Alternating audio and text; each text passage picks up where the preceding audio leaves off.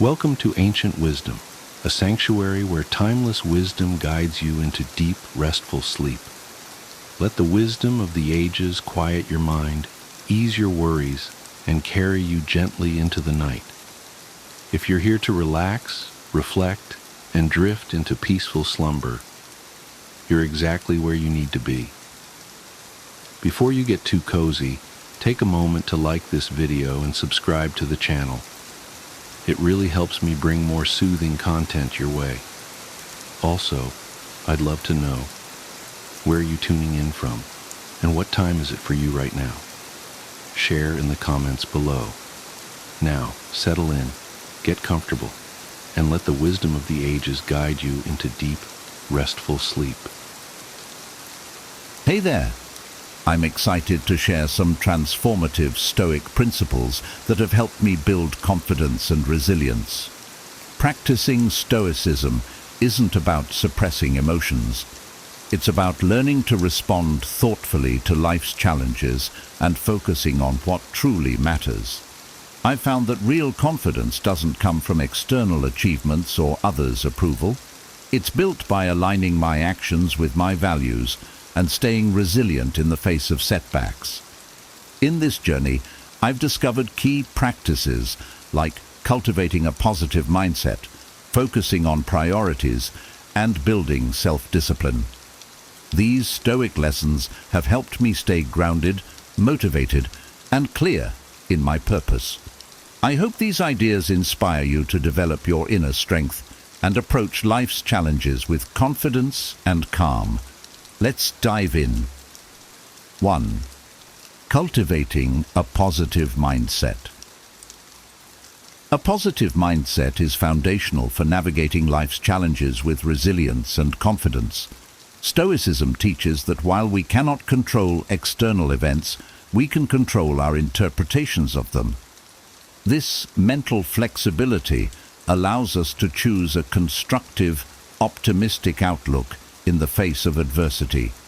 As Epictetus famously said, "It's not what happens to you, but how you react to it that matters." This insight reminds me that confidence is not about having an ideal life, but about shaping my response to whatever life presents. Before adopting this Stoic principle, I often let negative thoughts dictate my mood and reactions. Worries about failure, self-doubt, and what others thought of me would cloud my mind, weakening my confidence. Stoicism's emphasis on controlling thoughts encouraged me to start reframing how I interpret setbacks, mistakes, or uncertainties. This shift has been transformative, empowering me to view life through a lens of growth rather than limitation. Now, I see challenges as opportunities to strengthen my resilience rather than as threats to my confidence. One of the Stoic practices that has helped me build a positive mindset is the art of reframing. Reframing involves consciously adjusting our perspective on situations, particularly those that seem negative or daunting. For example, instead of viewing a mistake as a failure, I now try to see it as a valuable lesson. This approach has helped me redefine challenges as steps in my journey towards self-improvement, not as measures of my worth or success. By choosing constructive interpretations, I cultivate resilience and confidence, even when things don't go as planned. To make positivity a habit, I integrate daily affirmations and self-reflection exercises. Each morning, I set aside a few moments to affirm my strengths, my goals, and my ability to handle life's unpredictabilities. This practice doesn't just lift my spirits. It reinforces a mindset rooted in optimism and possibility. Self-reflection in the evening, where I review my actions, thoughts, and responses to the day's events, further strengthens this habit. Through these exercises, I gain insight into my thought patterns, helping me correct negative thinking and reinforce positive interpretations.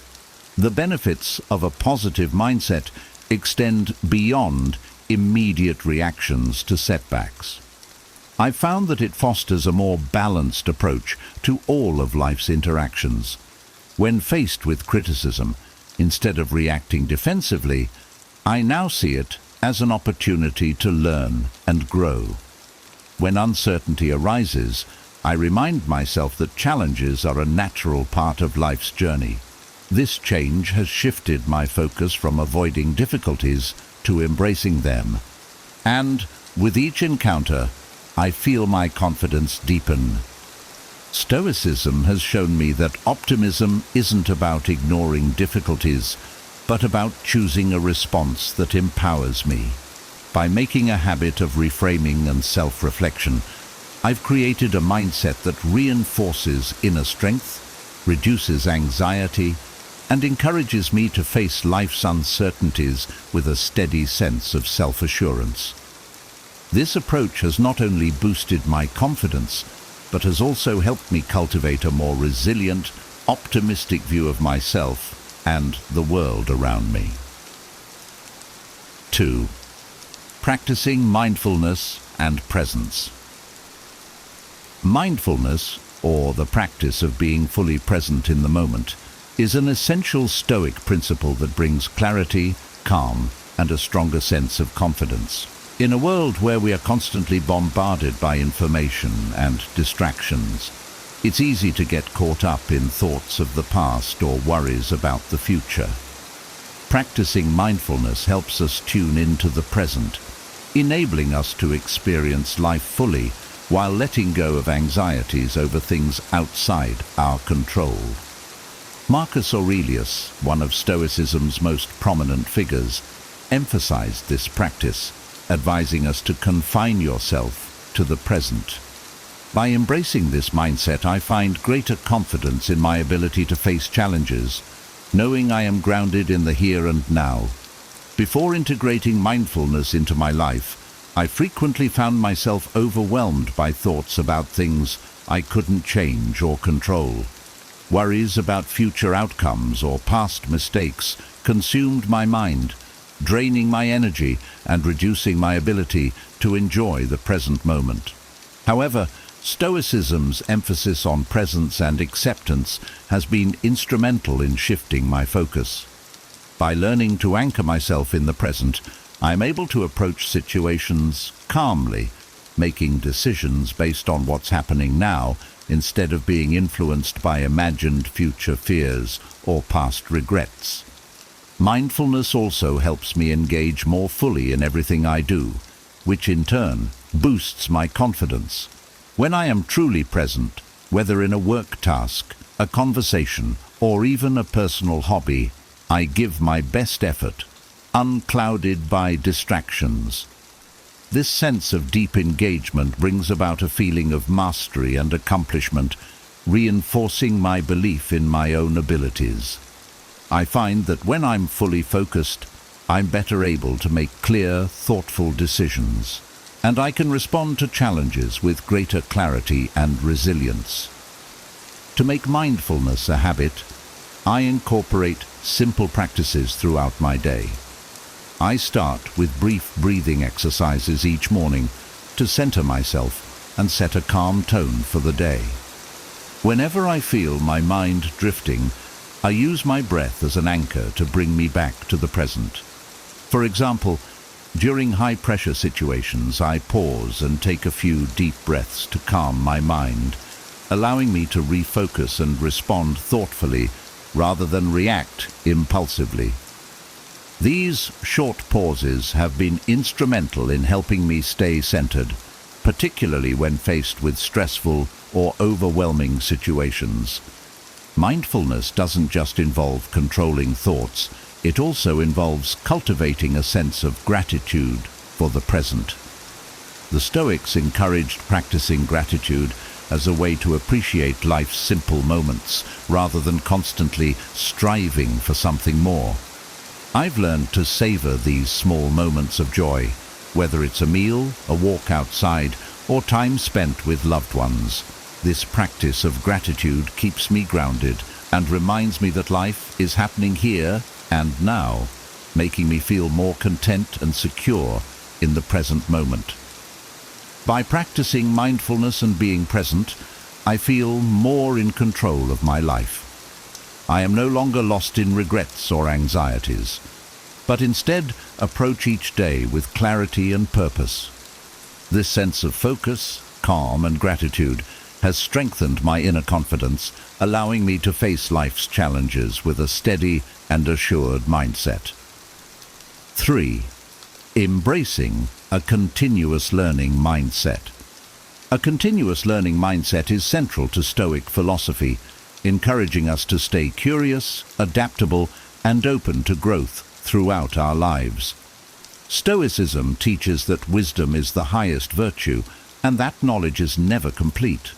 Epictetus once said, "It is impossible for a man to learn what he thinks he already knows," a reminder that confidence doesn't come from believing we know everything, but from being open to learning and growth. This insight has been transformative for me, shifting my focus from needing to be right to being willing to grow. Before adopting this mindset, I often felt hesitant about unfamiliar situations, fearing that I wasn't adequately prepared or that I would make mistakes.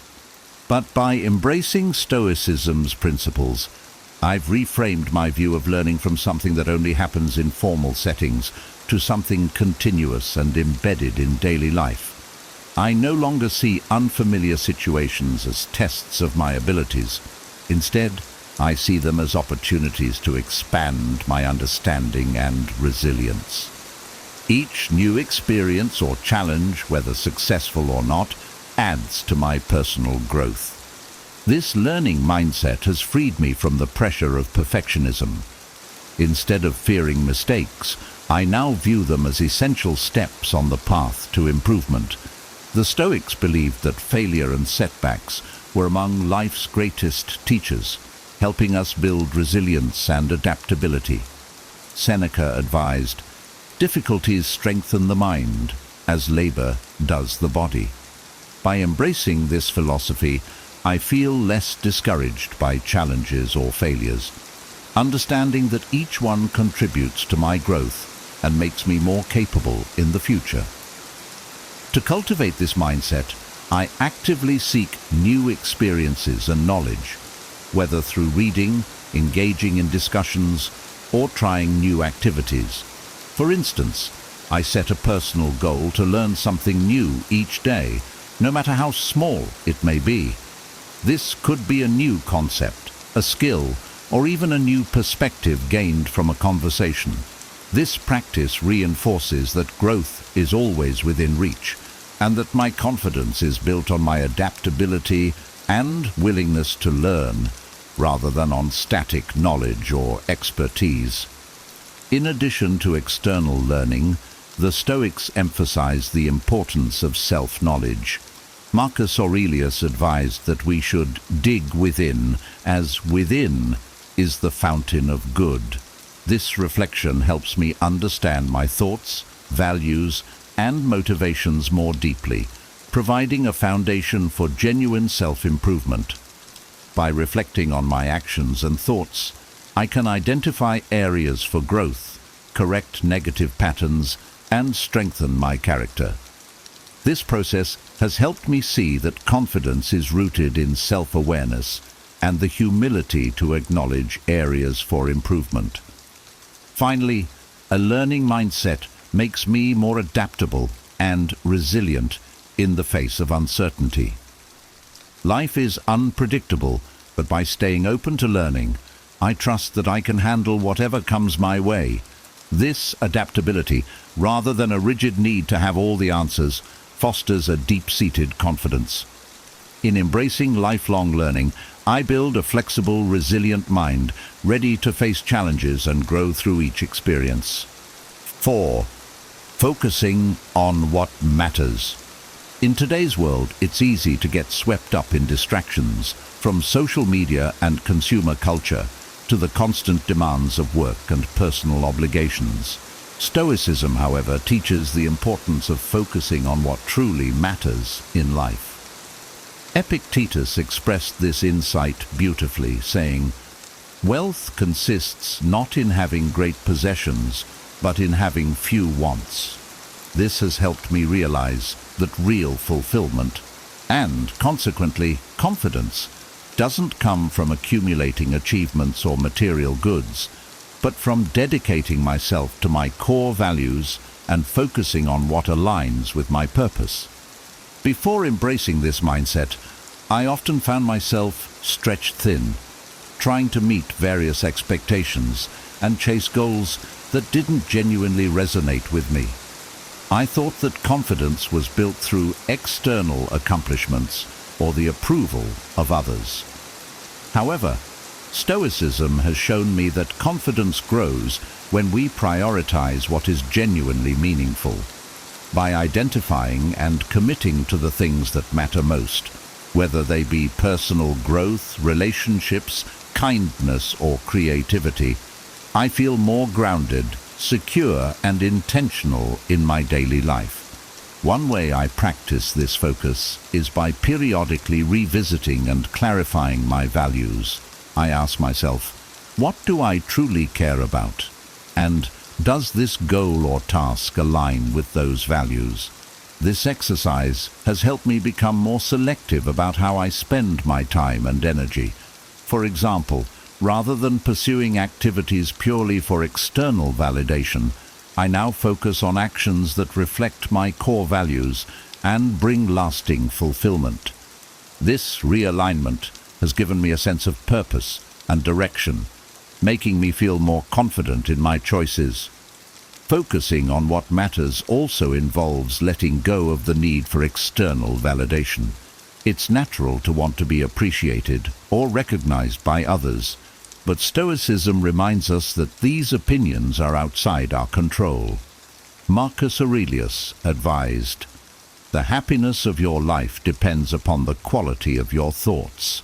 This teaching underscores the importance of inner values over outward recognition. By concentrating on what's meaningful to me, I no longer rely on others' opinions to define my worth. Instead, my confidence grows from knowing I am living authentically, aligned with my principles. This focus also means learning to set boundaries and say no to commitments that don't align with my purpose. I've learned that saying no is essential to protect my energy for what truly matters.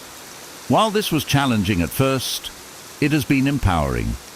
By choosing to engage only in activities that resonate with my values, I feel a stronger sense of ownership over my time and a deeper confidence in my decisions.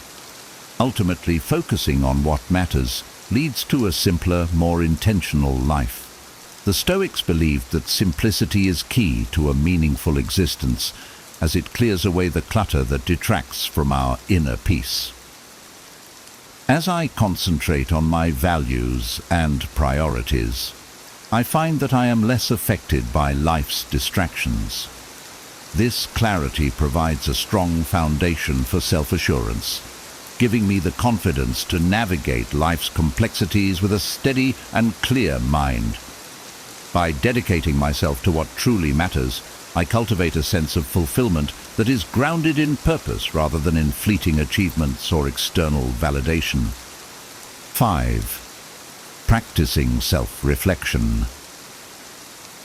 Self-reflection is one of the most powerful tools for personal growth and is central to Stoic philosophy. Stoicism teaches that self-awareness and honesty are essential for a meaningful life. The Stoics believed that by regularly examining our thoughts, actions, and motivations, we gain clarity about who we are, what we value, and where we need to improve. Seneca, a famous Stoic philosopher, recommended daily self-reflection, advising, "We should every night call ourselves to account." This practice has profoundly impacted my confidence and sense of purpose, as it helps me understand myself better and make decisions that align with my values. Before incorporating self-reflection into my routine, I often reacted impulsively to situations without considering my deeper motivations. This lack of awareness sometimes led to choices that didn't truly reflect my values, leaving me feeling disconnected or dissatisfied. Embracing self-reflection has helped me correct this tendency. By dedicating time each day to examine my actions and thoughts, I better understand my strengths, weaknesses, and the areas where I want to grow. This intentional introspection has fostered a grounded confidence as I now make choices from a place of self-awareness rather than reacting on autopilot. One of the most effective ways I practice self-reflection is through journaling. Each evening I set aside a few minutes to write about my day. What did I do well? Where did I fall short? What emotions or thoughts influenced my actions? This process is not about self-criticism, but about learning and growth. By identifying patterns in my behavior, I can actively work on improving aspects of myself that hold me back while celebrating progress in areas where I've grown. This consistent journaling practice helps me stay focused on my values and goals, reminding me of what truly matters to me. Self-reflection also allows me to catch negative patterns and reframe them constructively. For instance, if I notice that I reacted defensively in a conversation, I can explore why that happened and think of ways to respond more mindfully in the future. This practice of examining and refining my responses has improved my interactions with others and reinforced my self-confidence, as I feel more in control of my reactions and less driven by impulsive emotions. In addition to daily reflections, I find it helpful to set aside time each month to review my progress and recalibrate my goals. During these sessions, I assess how well I've aligned with my values and whether my actions support my long-term vision. This process keeps me on track and ensures that I'm growing intentionally, fostering a deeper confidence rooted in purpose and self-awareness. Self-reflection has taught me that confidence doesn't come from perfection, but from being honest about who I am and committed to becoming the best version of myself. By consistently examining my actions, thoughts, and goals, I cultivate a mindset of growth, clarity, and resilience. This ongoing journey of self-discovery and improvement builds a profound inner confidence, helping me face life's challenges with authenticity and strength. 6. Building resilience in the face of challenges. Resilience is a core Stoic principle and a fundamental quality for developing confidence. Life inevitably presents us with difficulties, setbacks, disappointments, unexpected challenges, but Stoicism teaches that true strength lies not in avoiding these obstacles, but in how we respond to them. Epictetus reminded us, it's not what happens to you, but how you react to it that matters. This insight emphasizes that resilience is a choice, a deliberate practice of maintaining calm and control even when faced with adversity.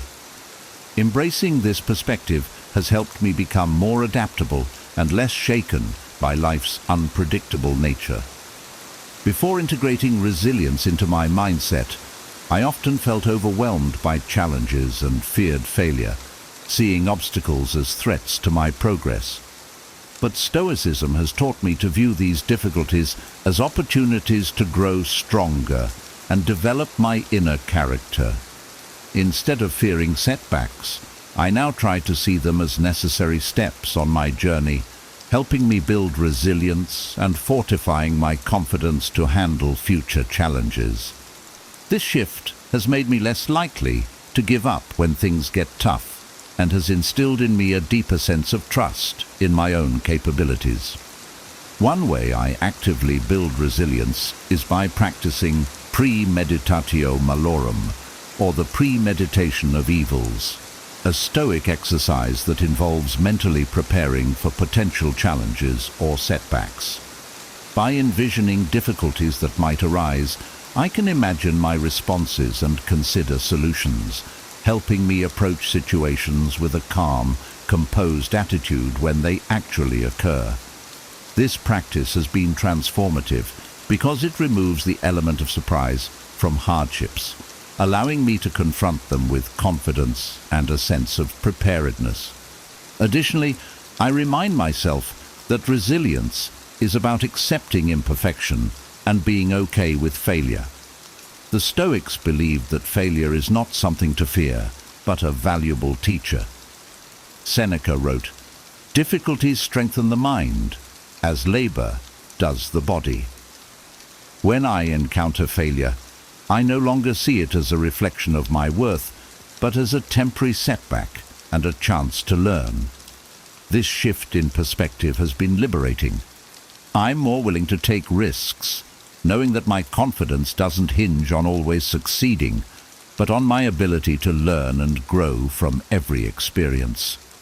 Resilience also involves managing emotions, especially during challenging times. I practice grounding techniques, such as deep breathing, when I feel stressed or overwhelmed. These moments of pause allow me to regain control over my reactions, helping me approach challenges with a clear mind and steady resolve. By grounding myself in the present and focusing on what I can control, I minimize the impact of external events and maintain a sense of inner stability. Finally, I reflect on past challenges that I've overcome, reminding myself of my strength and resilience. Reflecting on these victories, even the small ones, reinforces my confidence in my ability to handle future obstacles. Each time I face a hardship and emerge stronger, my resilience and self-assurance grow, creating a foundation of confidence built not on easy successes, but on the triumph over adversity. By embracing resilience as a daily practice, I cultivate a steady, adaptable mindset that helps me navigate life's ups and downs with confidence. This resilience not only strengthens my character, but also deepens my trust in my own ability to face challenges with courage and composure. 7. Practicing gratitude.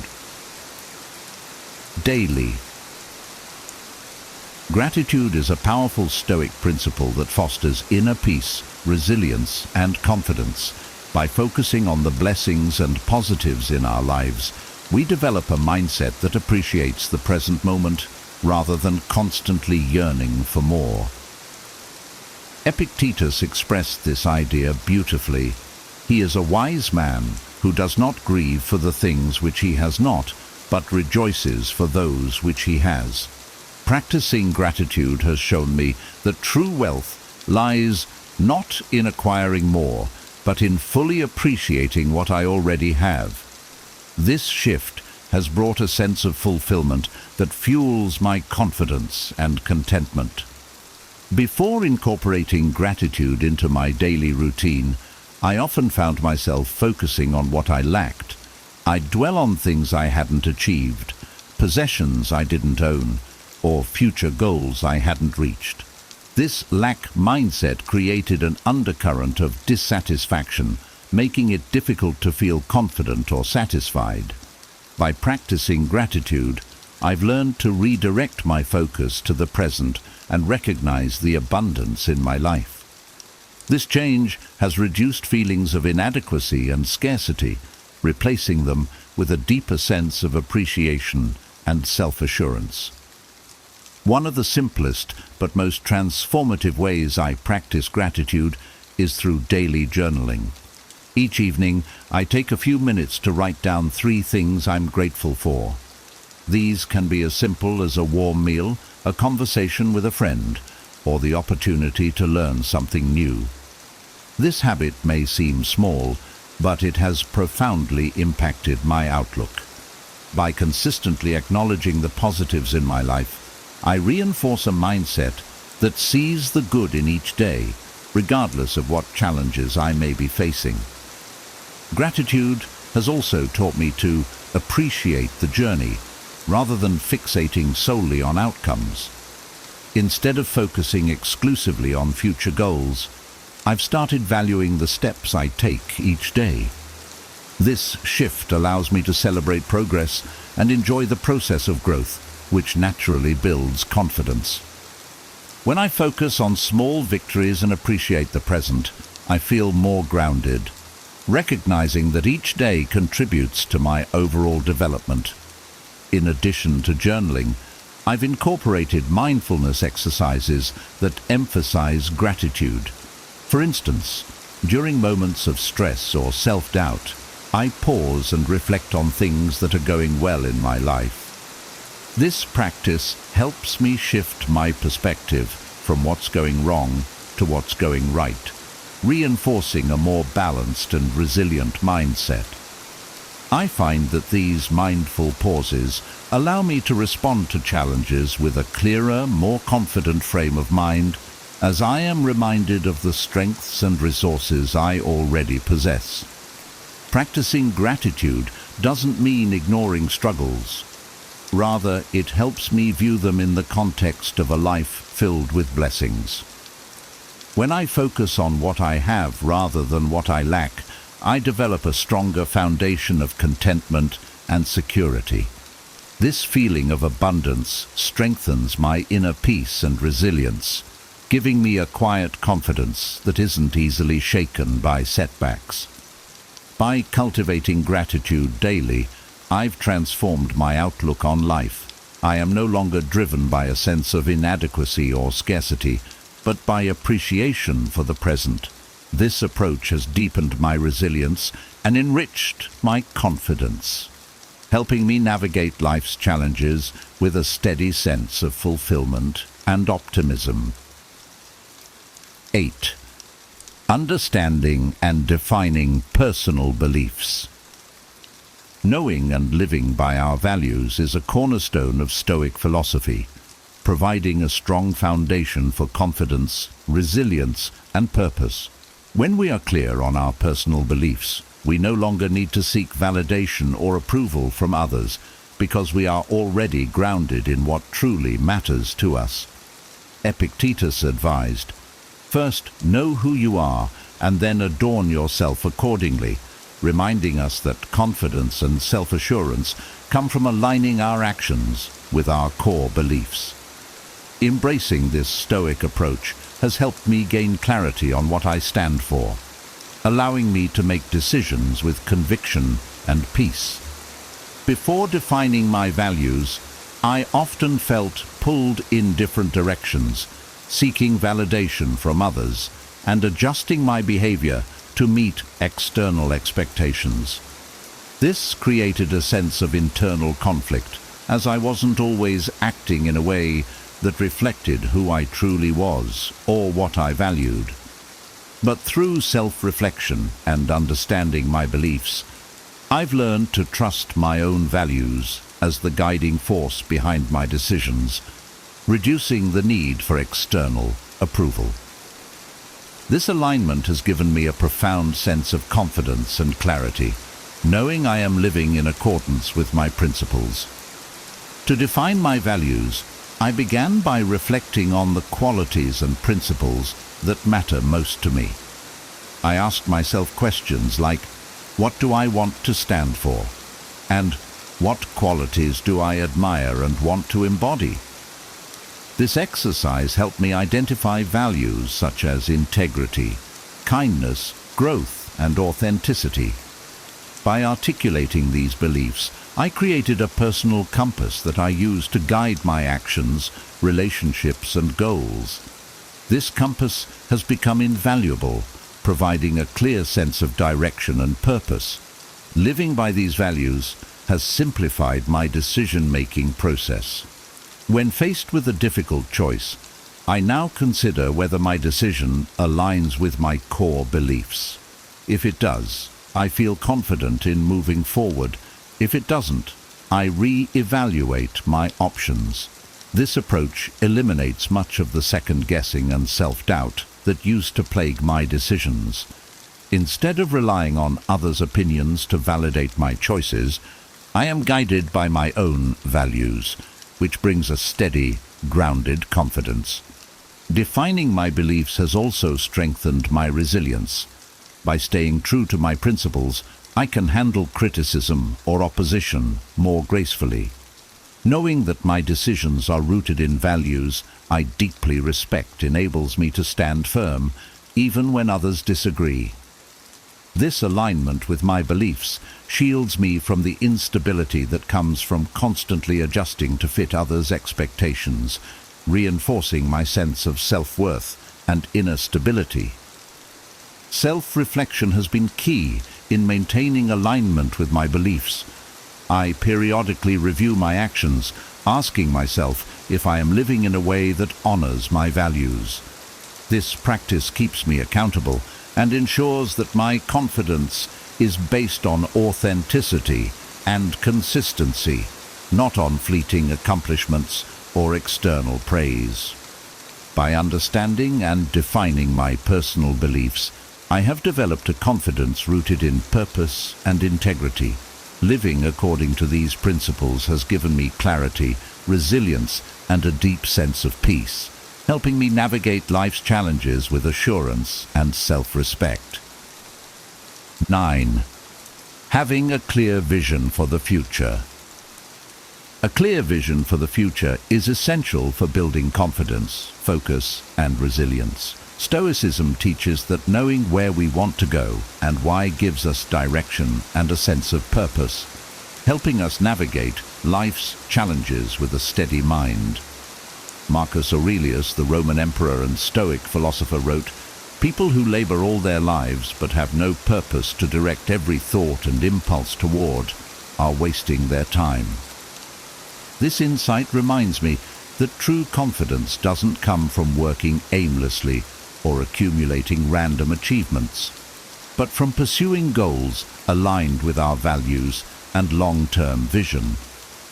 Before I developed a clear vision, I often felt scattered, jumping from one goal to another without a real sense of purpose.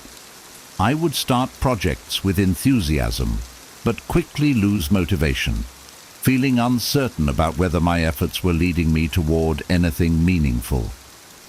Stoicism taught me that clarity of purpose simplifies life's complexities, helping me focus on what truly matters.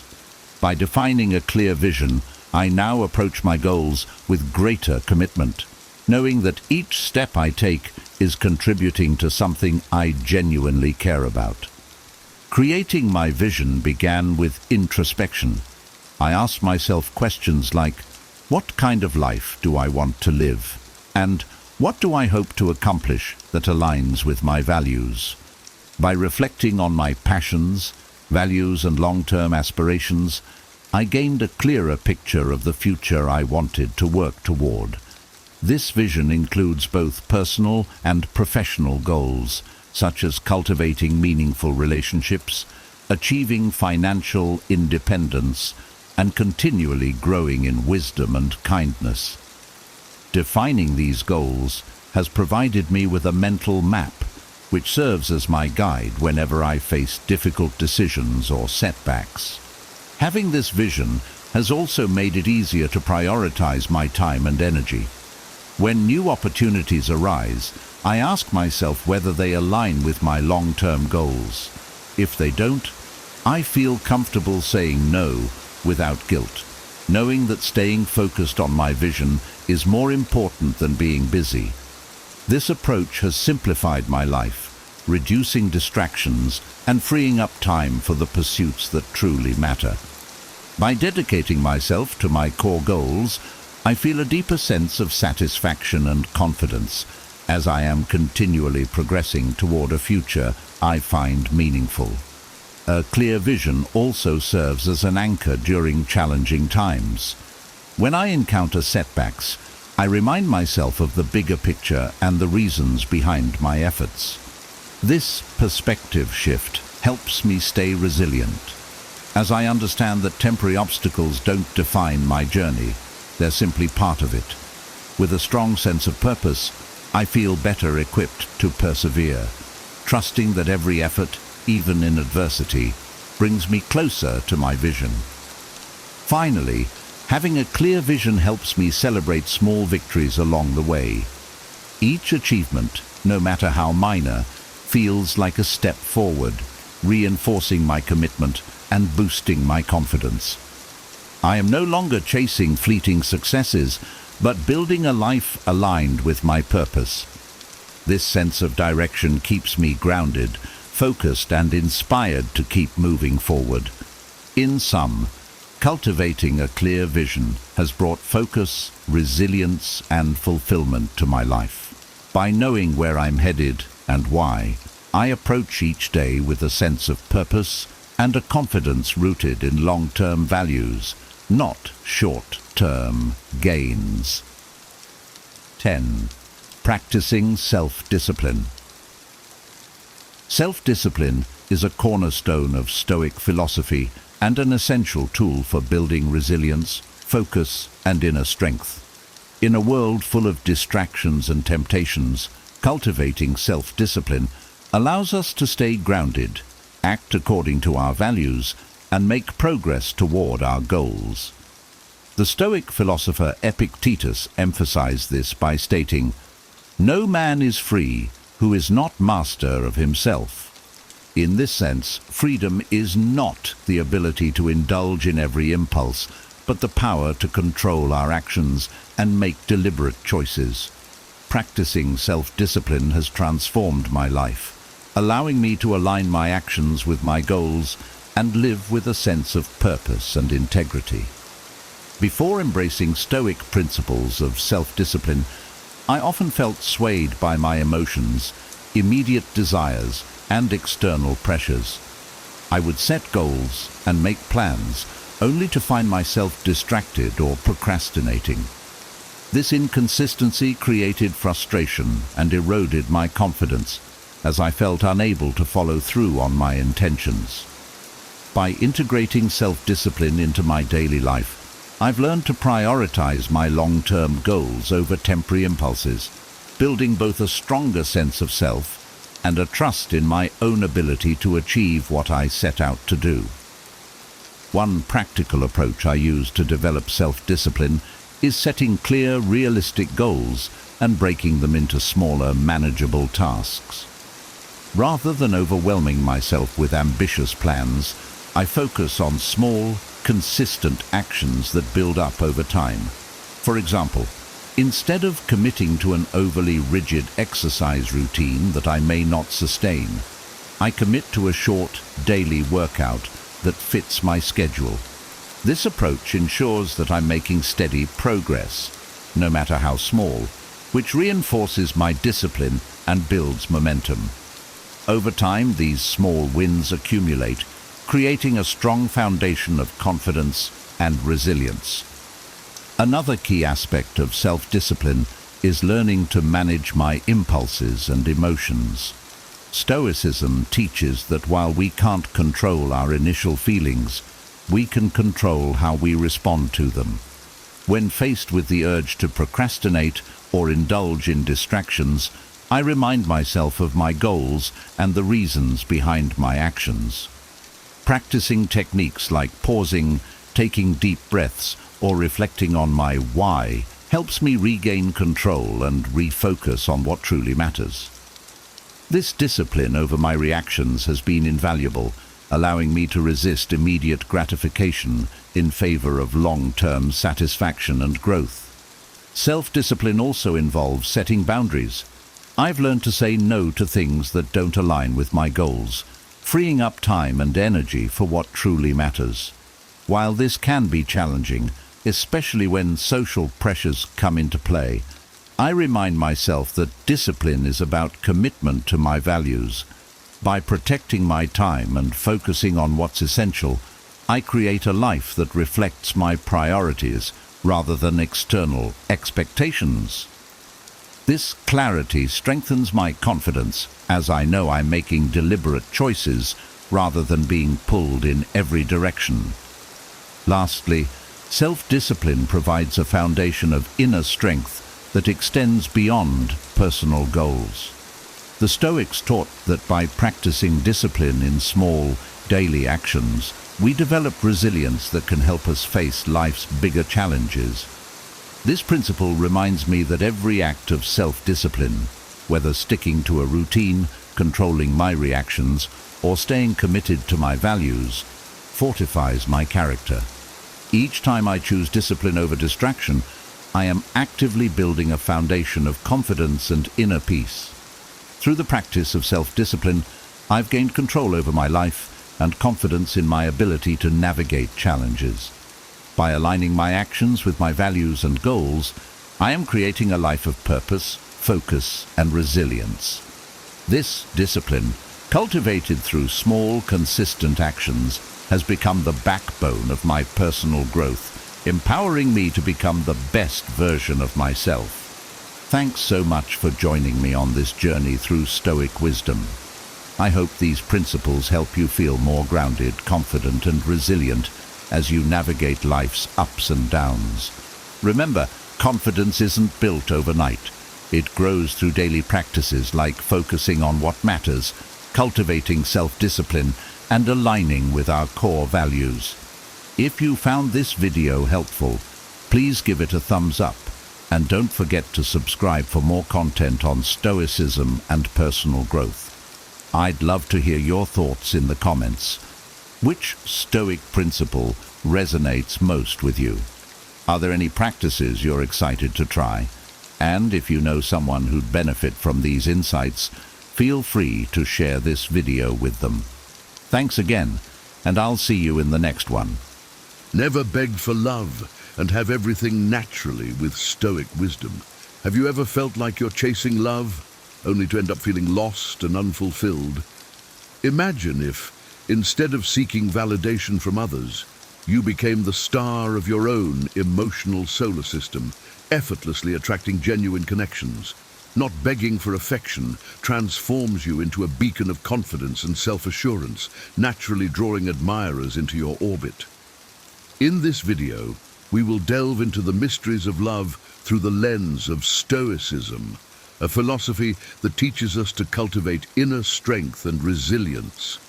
By embracing Stoic principles, you can transform your quest for meaningful connections into a graceful dance of trust, self-esteem, and self-awareness.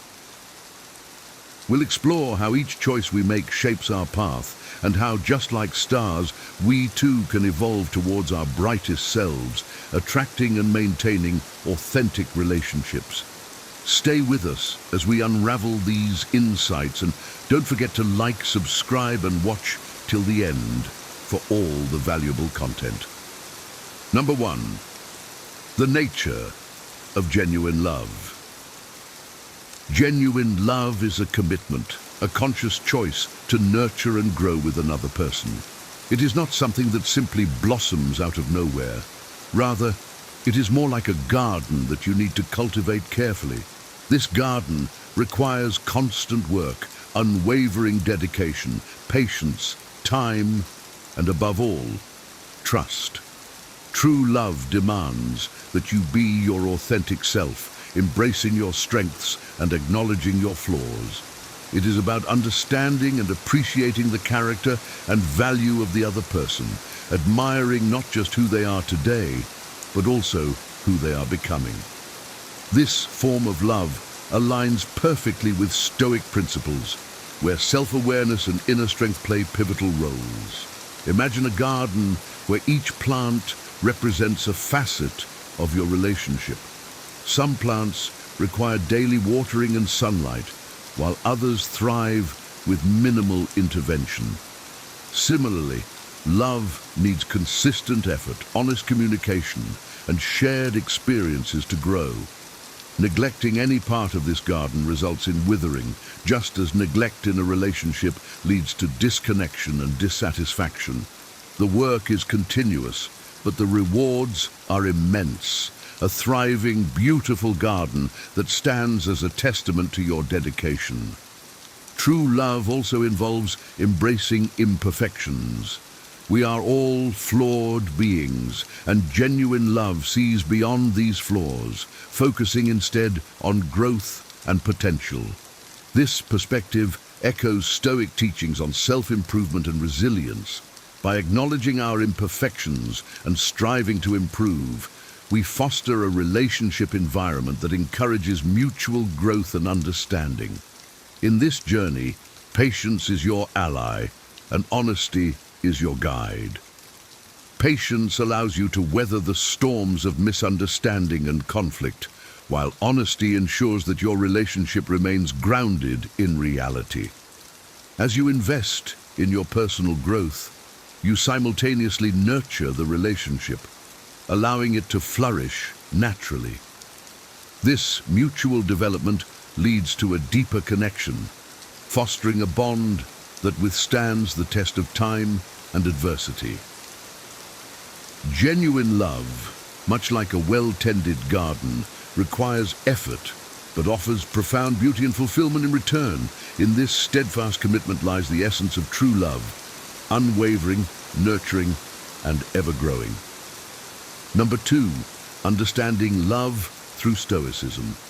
Stoicism, though not specifically focused on romantic relationships, offers profound insights that can guide us in our quest for meaningful connections.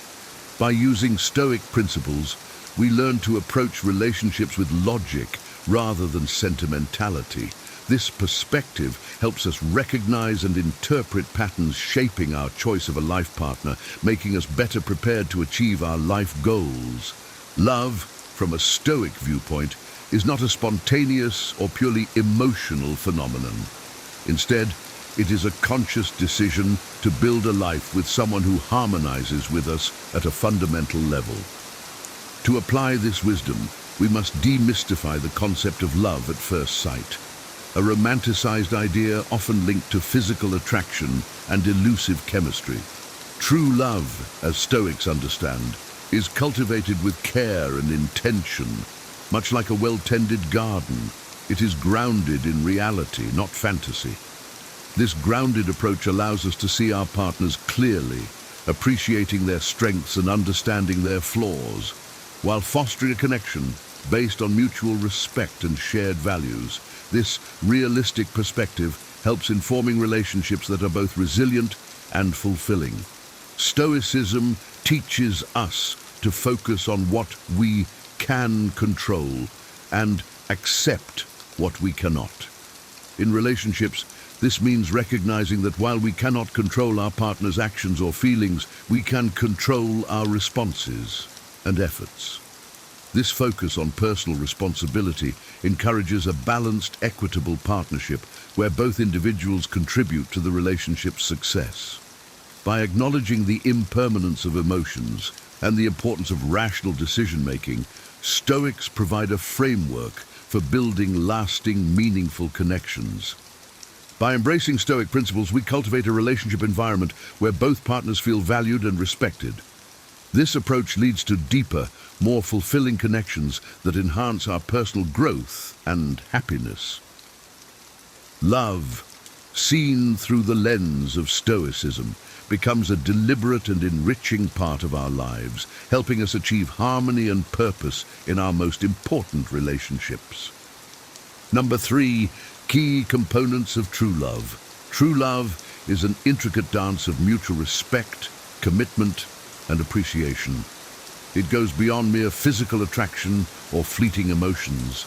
It is about seeing and valuing the essence of the other person, respecting their journey, and supporting their growth. This kind of love requires you to admire and appreciate not only who your partner is today, but also who they aspire to become. In Stoic philosophy, love is a reflection of virtue, where the relationship is built on the pillars of honesty, integrity, and shared values. In true love, the connection between partners is rooted in mutual respect and a deep understanding of each other's character. This connection is not swayed by superficial qualities, but is built on a solid foundation of shared principles and life goals. By focusing on inner beauty and character, we create a lasting bond that endures the challenges of time. True love, in its purest form, is about a deep connection that remains solid and vibrant. despite the passing years.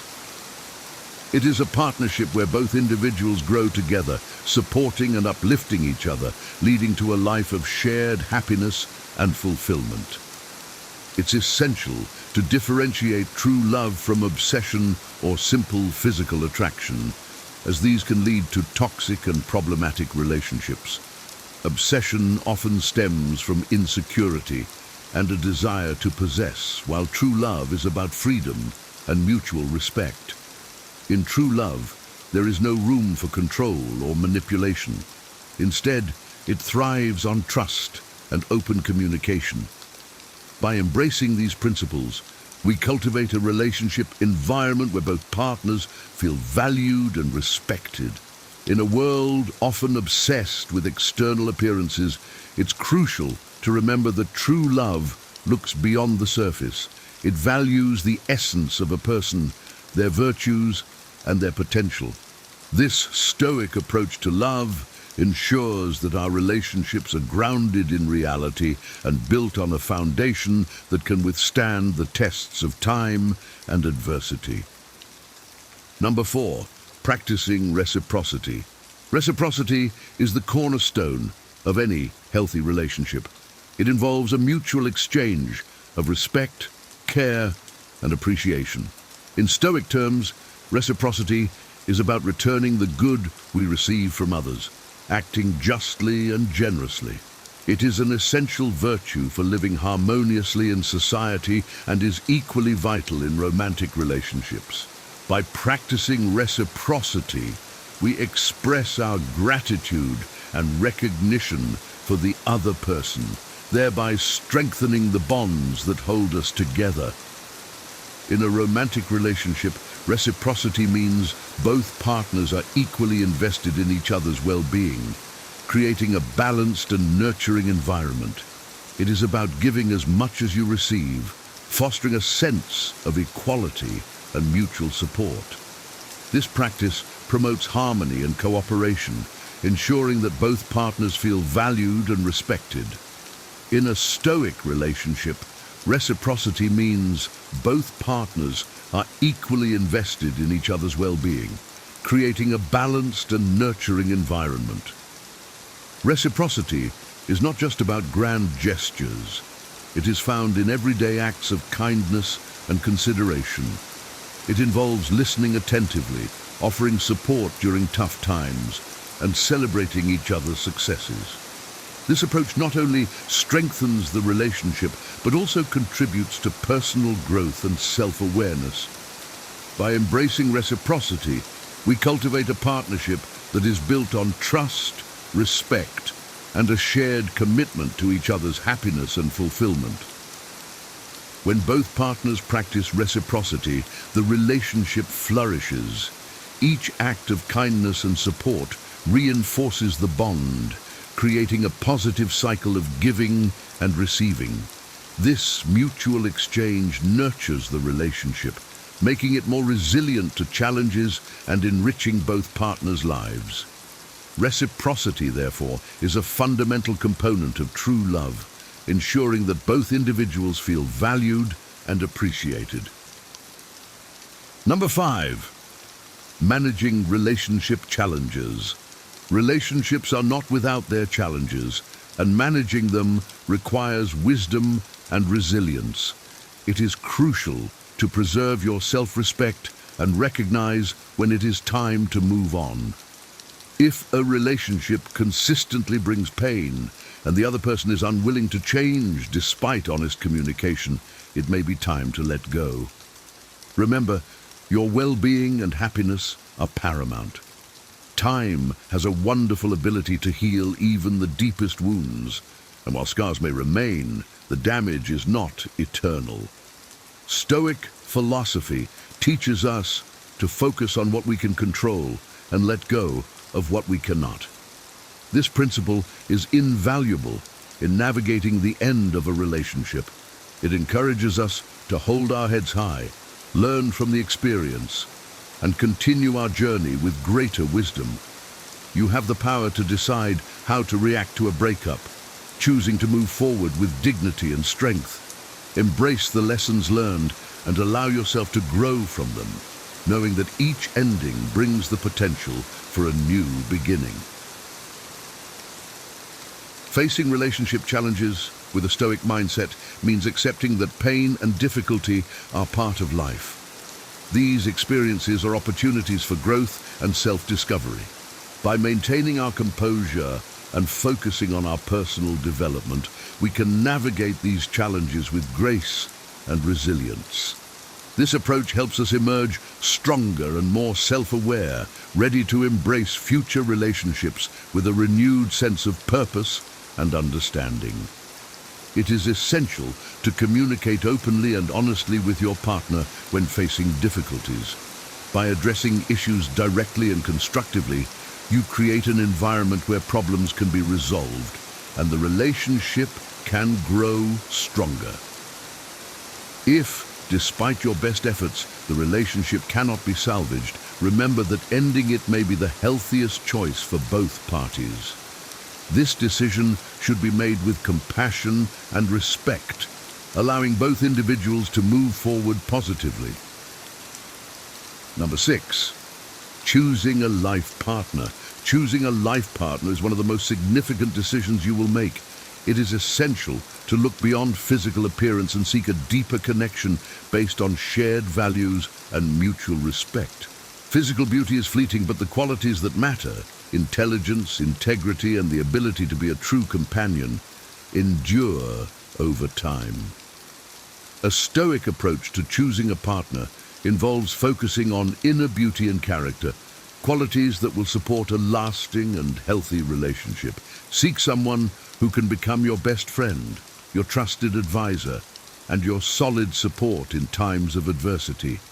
This connection should be one that remains vibrant despite the passing years, rooted in mutual understanding and respect. Avoid the obsession with finding the physically perfect person, and instead channel your energy into finding a partner who stands out for their character and the potential to grow with you. This approach will lead to a fulfilling and enduring partnership where both individuals support and uplift each other, creating a life of shared happiness and growth. In choosing a life partner, it is vital to consider their values and how they align with your own. Shared values create a strong foundation for a relationship, ensuring that both partners are moving in the same direction and supporting each other's goals. This alignment fosters a sense of unity and purpose, making it easier to navigate life's challenges together. Additionally, look for a partner who embodies the virtues you admire. These virtues might include kindness, honesty, humility, and perseverance. By surrounding yourself with someone who reflects these qualities, you create an environment that encourages your own growth and development. This mutual influence leads to a more fulfilling and enriching relationship. Ultimately, the goal is to find a partner with whom you can build a life based on mutual respect, shared values, and a commitment to personal and collective growth. This Stoic approach to choosing a life partner ensures that your relationship is grounded in reality and built on a foundation that can withstand the tests of time and adversity. Number 7, examples of Stoic relationships. Marcus Aurelius and his wife Faustina exemplify a Stoic relationship built on mutual respect, support, and shared values. Their partnership was a testament to the principles of Stoicism, where love is a conscious commitment to nurture and grow together. Despite the pressures of ruling an empire and facing personal losses, Marcus Aurelius found solace and strength in his relationship with Faustina. They practiced temperance, justice, courage, and wisdom, the cardinal virtues of Stoicism, not only in their governance, but also in their personal lives. Their relationship was not without challenges and rumors, but Marcus Aurelius defended their bond with unwavering faith and loyalty. This steadfastness is a reflection of Stoic moral courage and the value of true love. By choosing a partner based on character and integrity, and by supporting each other through adversity, they created a relationship that was both powerful and enduring. Their example teaches us that true love, from a Stoic perspective, is a choice rooted in virtue and mutual respect, leading to a life of shared growth and fulfillment.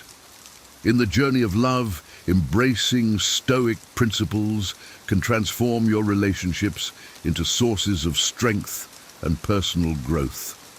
By being true to yourself, practicing reciprocity, and choosing partners based on character and shared values, you lay the foundation for a fulfilling and enduring connection. Remember, your well-being and happiness are deeply intertwined with the relationships you cultivate. As you apply these insights, you'll find that love becomes a beacon of stability and wisdom in your life. If you've found this exploration of Stoic love insightful, I invite you to join our community of wisdom seekers. Like this video to show your support, subscribe to our channel for more content on cultivating wisdom and happiness, and share your own experiences in the comments below. Your journey towards a brighter, more fulfilling life begins with a single step. Stay strong, stay focused, and continue to grow with us. See you in the next video. Here are 10 things you should never share with your family, no matter how close you are. Oversharing might seem harmless, but it could unintentionally damage relationships, create misunderstandings, or even leave you feeling vulnerable in ways you didn't expect. Imagine revealing a past mistake, only to see pity replace respect in your loved one's eyes. Or casually sharing a health concern, only to spark excessive worry that changes how your family interacts with you. These are just a couple of examples where well-intentioned openness can backfire. But what if you could avoid these traps entirely? What if choosing thoughtful silence in key areas could actually deepen your family connections and bring you greater peace? In this video, we'll explore not just what to keep private, but why it matters. You'll discover how these strategies protect your relationships, preserve your dignity, and create an environment where you can thrive. By the end, you'll have a clear roadmap to balance openness with discretion, ensuring that your family sees you for the strong, resilient person you are. Let's dive into these 5 essential secrets you should keep to yourself. 1. Negative opinions about extended family members. It's tempting to vent about an annoying cousin or a meddlesome aunt during family conversations. After all, family dynamics can get tricky, and emotions sometimes run high. But openly sharing negative opinions about extended family members can do more harm than good. Not only can it create unnecessary tension, but it may also lead to long-lasting rifts that affect everyone involved. Imagine this scenario. You're frustrated with a distant uncle who always gives unsolicited advice at gatherings. You casually share your feelings with a sibling, expecting sympathy. Instead, they relay your words to another family member who eventually tells your uncle. Now, what started as harmless venting becomes the spark for a feud. The next family event is awkward, with everyone walking on eggshells, and you're left wondering if it was worth it. One reason to keep negative opinions private is the ripple effect they can create. Family members often feel compelled to take sides, even when they'd rather not. What you see as a personal grievance might snowball into a wider issue, dragging others into a conflict they weren't involved in. Even well-meaning relatives can escalate the situation by sharing your comments under the guise of clearing the air. Another reason is the fleeting nature of emotions. A comment made in frustration can lose its significance once you've calmed down. Unfortunately, the damage it causes may linger. Extended family relationships are often less forgiving because they don't involve the daily closeness that builds trust and understanding over time. A careless word can permanently tarnish how someone views you or how you view them. Instead, focus on addressing your frustrations privately. Journaling, meditating, or discussing your feelings with a trusted friend outside the family can help you process emotions constructively. If the issue with the family member persists, consider approaching them directly and respectfully rather than involving others. This approach avoids unnecessary drama and shows emotional maturity. By choosing to keep negative opinions private, you protect your family's harmony and demonstrate respect for everyone involved.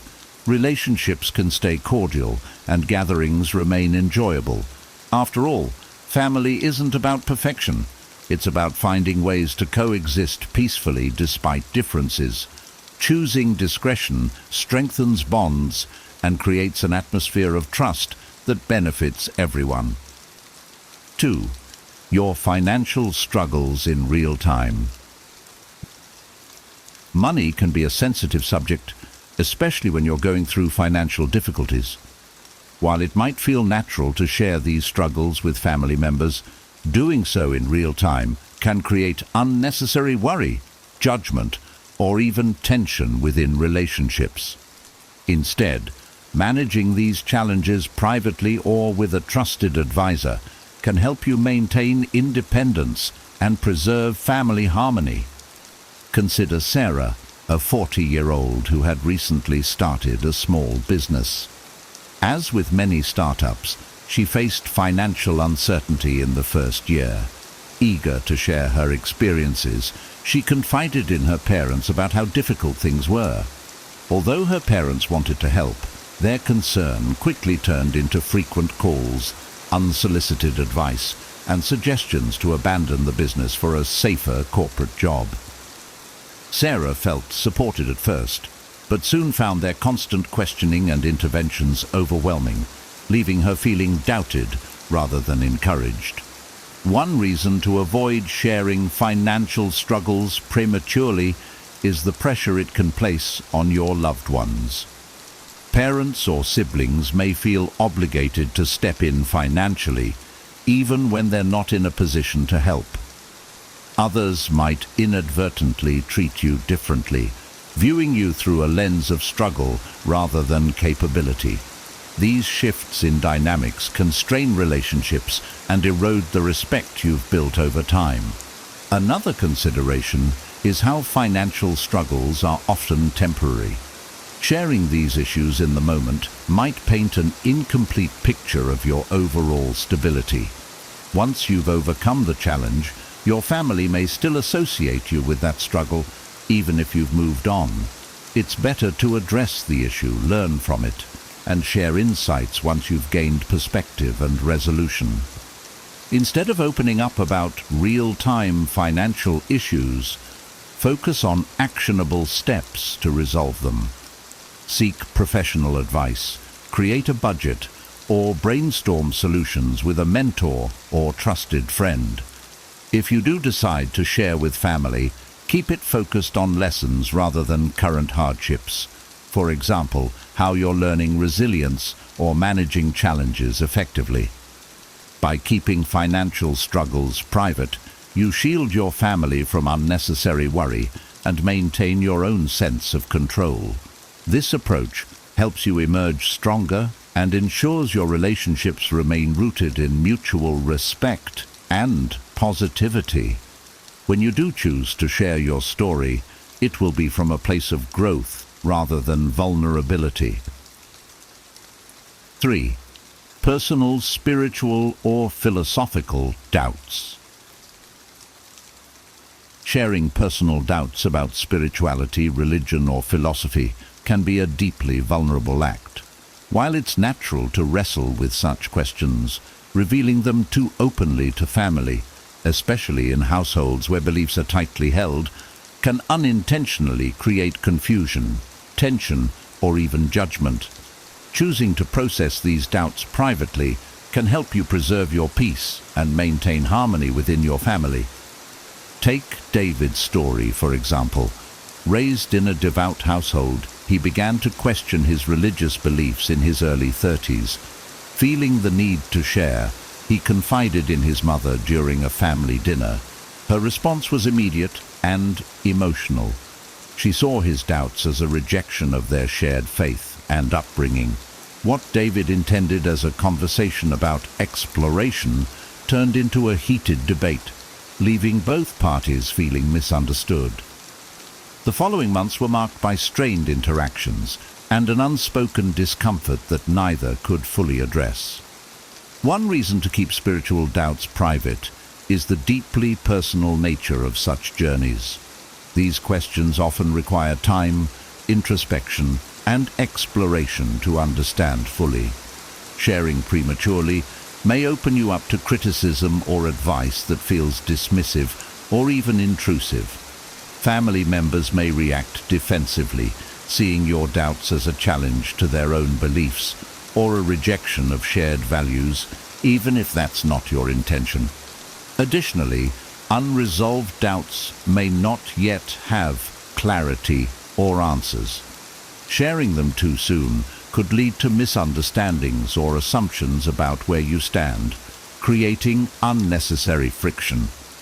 Processing these thoughts privately or with a trusted confidant outside the family allows you the space to explore without feeling pressured to defend or justify your feelings. Instead of voicing your doubts openly, consider exploring them through journaling, reading, or speaking with someone who can provide neutral guidance, like a spiritual mentor or therapist. If you feel the need to share with family, frame it in a way that focuses on your exploration rather than presenting it as a definitive stance. For instance, saying, "I'm trying to learn more about my beliefs," is less likely to provoke strong reactions than declaring a sudden shift. By choosing to keep spiritual or philosophical doubts private, you give yourself the freedom to explore without external pressure. This allows you to preserve family harmony while staying true to your personal journey. When the time comes to share your conclusions, you'll do so with clarity and confidence, fostering meaningful and respectful dialogue.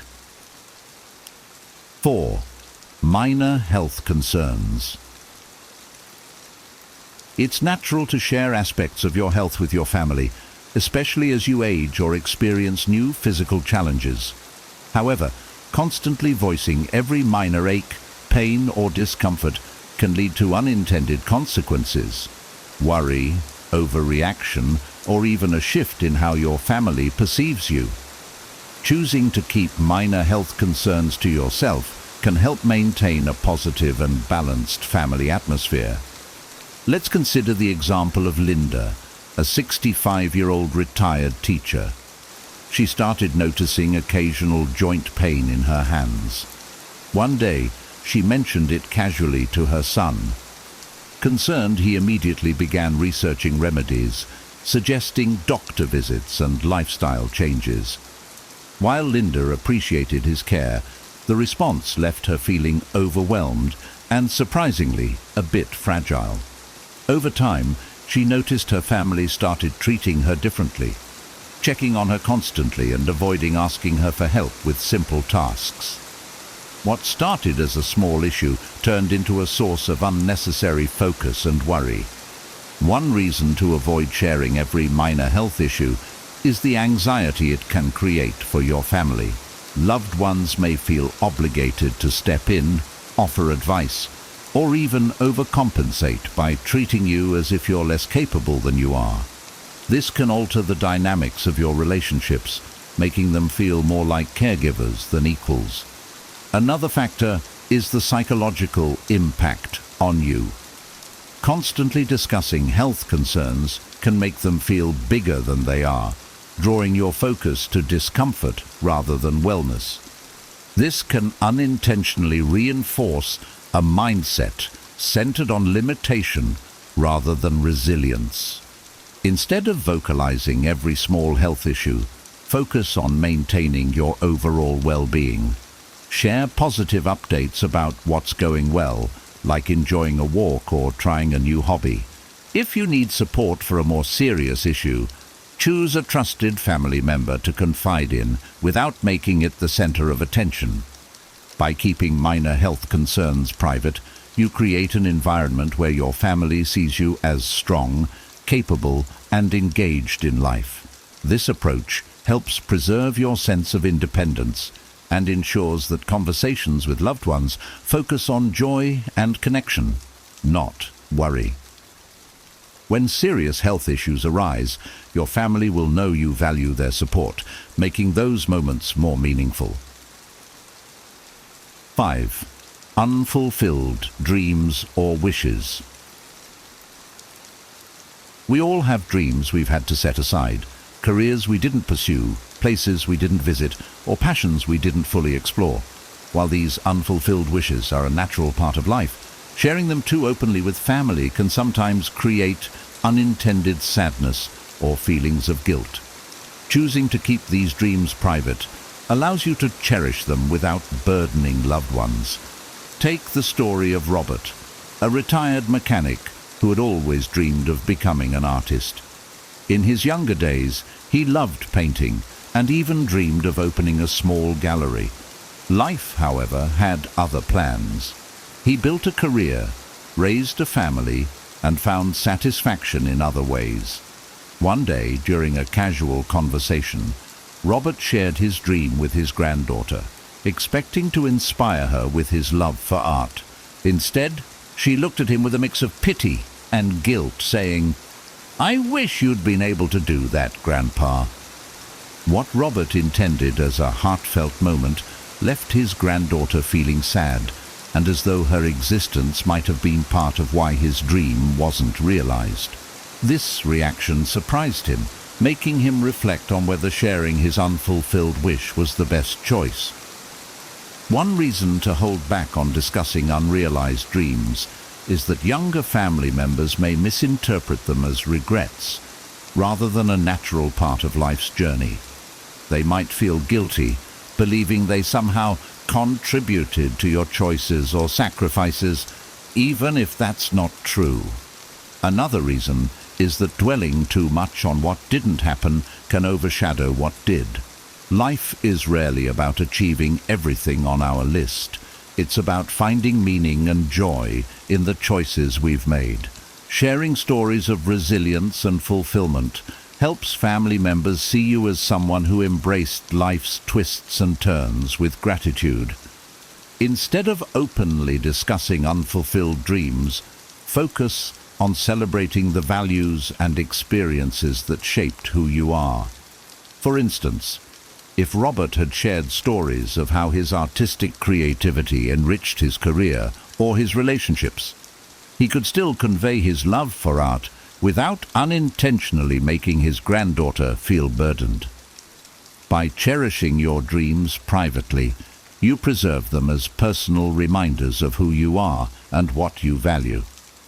This approach allows your family to see you as someone who embraced life's journey with strength and gratitude, inspiring them to do the same.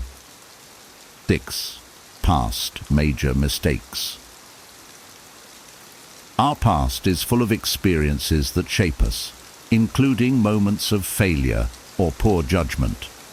While it can be tempting to share these stories with family members as cautionary tales, doing so might lead to unintended consequences. Past mistakes, even those meant as lessons, can alter how family members perceive you and create an emotional burden for them. Choosing to keep some of these stories private allows you to preserve both your dignity and the family dynamic.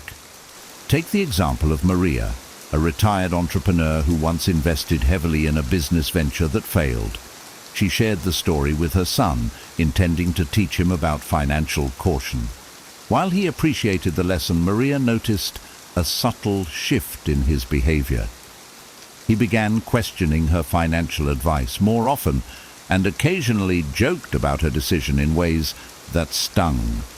What she saw as a moment of vulnerability and wisdom had unintentionally changed how her son viewed her. One reason to keep major mistakes private is the potential for misinterpretation. Family members, especially younger ones, may not fully grasp the nuances behind your actions. They might focus on the failure rather than the lessons learned, seeing it as a reflection of your character rather than just a moment in time. This can shift their perception of you from a role model to someone fallible in ways they hadn't considered. Another reason is the emotional burden such stories can place on loved ones.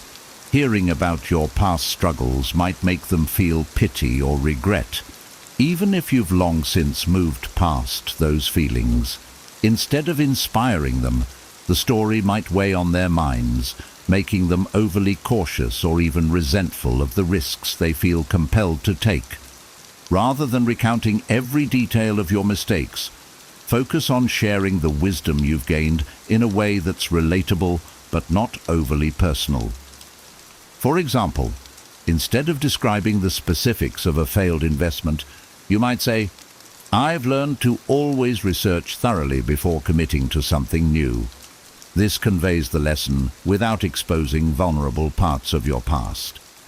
By choosing discretion, you allow family members to see you as someone who has grown through life's challenges without being defined by them. This fosters a sense of respect and admiration, inspiring your loved ones to embrace their own resilience. It's not about hiding who you are, but about framing your story in a way that uplifts rather than burdens. Disappointments or dissatisfaction with family. As we watch our loved ones navigate life, it's natural to form hopes or expectations for them. Whether it's wishing they'd chosen a different career, lived closer, or approached life in a way more aligned with our values, these feelings can lead to disappointment. However, openly expressing dissatisfaction with family members' choices often does more harm than good. Choosing silence in these moments fosters trust, respect, and stronger relationships. Consider Amelia, a retired librarian whose daughter decided to pursue a career in the arts instead of the stable, traditional path Amelia had envisioned. Though Amelia admired her daughter's creativity, she couldn't shake her concern about financial security. One day, she voiced her feelings during a family dinner, suggesting her daughter consider something more reliable. Amelia thought she was being helpful, but her daughter felt criticized and unsupported. Their relationship grew strained, and her daughter became more reluctant to share her dreams. One reason to keep disappointments private is that expressing them can make loved ones feel as though they've let you down. Even well-intentioned comments can come across as judgment, creating a divide in the relationship. This can lead to defensiveness or a sense of inadequacy, making it harder for family members to feel comfortable being their authentic selves around you. Another reason is the subjectivity of disappointment. Often these feelings stem from our own values, experiences, or expectations rather than an objective reality. What feels like a poor choice to you might be deeply fulfilling to them. Acknowledging this can help you shift your perspective and focus on what truly matters, their happiness and growth.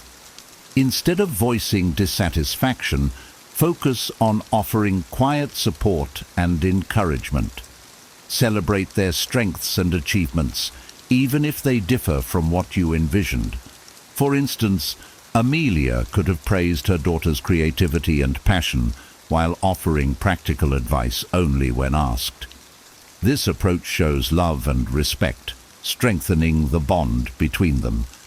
By choosing silence over criticism, you create a safe, nurturing space where your family members feel accepted for who they are.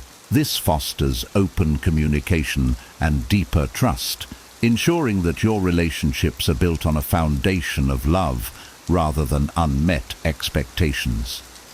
In the long run, your silent support will speak louder than words, encouraging your loved ones to thrive on their own terms. 8. Conflicts with friends or co-workers. Workplace drama or tensions with friends can be frustrating, and sharing these experiences with family might feel like an easy way to vent or gain perspective. However, airing conflicts with those outside your family can lead to unintended complications. Family members might form lasting negative opinions about the people involved, or even worry excessively about your relationships or professional stability. Choosing to handle these disputes privately helps maintain both your peace and your family's. Take Jason, for example. He recently had a falling out with a longtime friend over a financial disagreement. Feeling frustrated, he shared the story with his sister, expecting sympathy. While she listened and empathized, her opinion of Jason's friend soured. Even after they resolved their issues, Jason noticed his sister remained distant and critical toward his friend, making social gatherings uncomfortable. What Jason saw as a fleeting conflict had left a lasting impression on his sister. One reason to keep conflicts private is that family members often don't have the full context of your relationships. They are more likely to take your side and form judgments based on the version of events you share, which may not always reflect the complexity of the situation. When you reconcile with the person, your family might still hold on to their negative perceptions, creating unnecessary tension or awkwardness. Another reason is that venting can magnify the problem. Repeating the story to others can reinforce feelings of frustration or anger, making it harder for you to move on. Handling the conflict directly with the person involved allows you to resolve the issue without outside interference or judgment. Instead of sharing every detail with family, consider finding a neutral outlet to process your feelings, such as journaling, meditating, or speaking with a trusted friend outside the situation. If you must discuss it, frame the conversation as seeking advice rather than airing grievances, keeping it solution-focused. By keeping personal conflicts private, you preserve your relationships and prevent unnecessary drama. This approach also allows your family to see you as someone who handles challenges with emotional maturity and discretion. In the end, your ability to resolve conflicts quietly demonstrates strength and resilience, setting a positive example for your loved ones. When the dust settles, your relationships remain intact, free from lingering judgments or misunderstandings. 9. Your plans for major life. Changes before they're certain. Big life decisions like changing careers, moving to a new city, or starting a new venture are exciting but also come with uncertainty.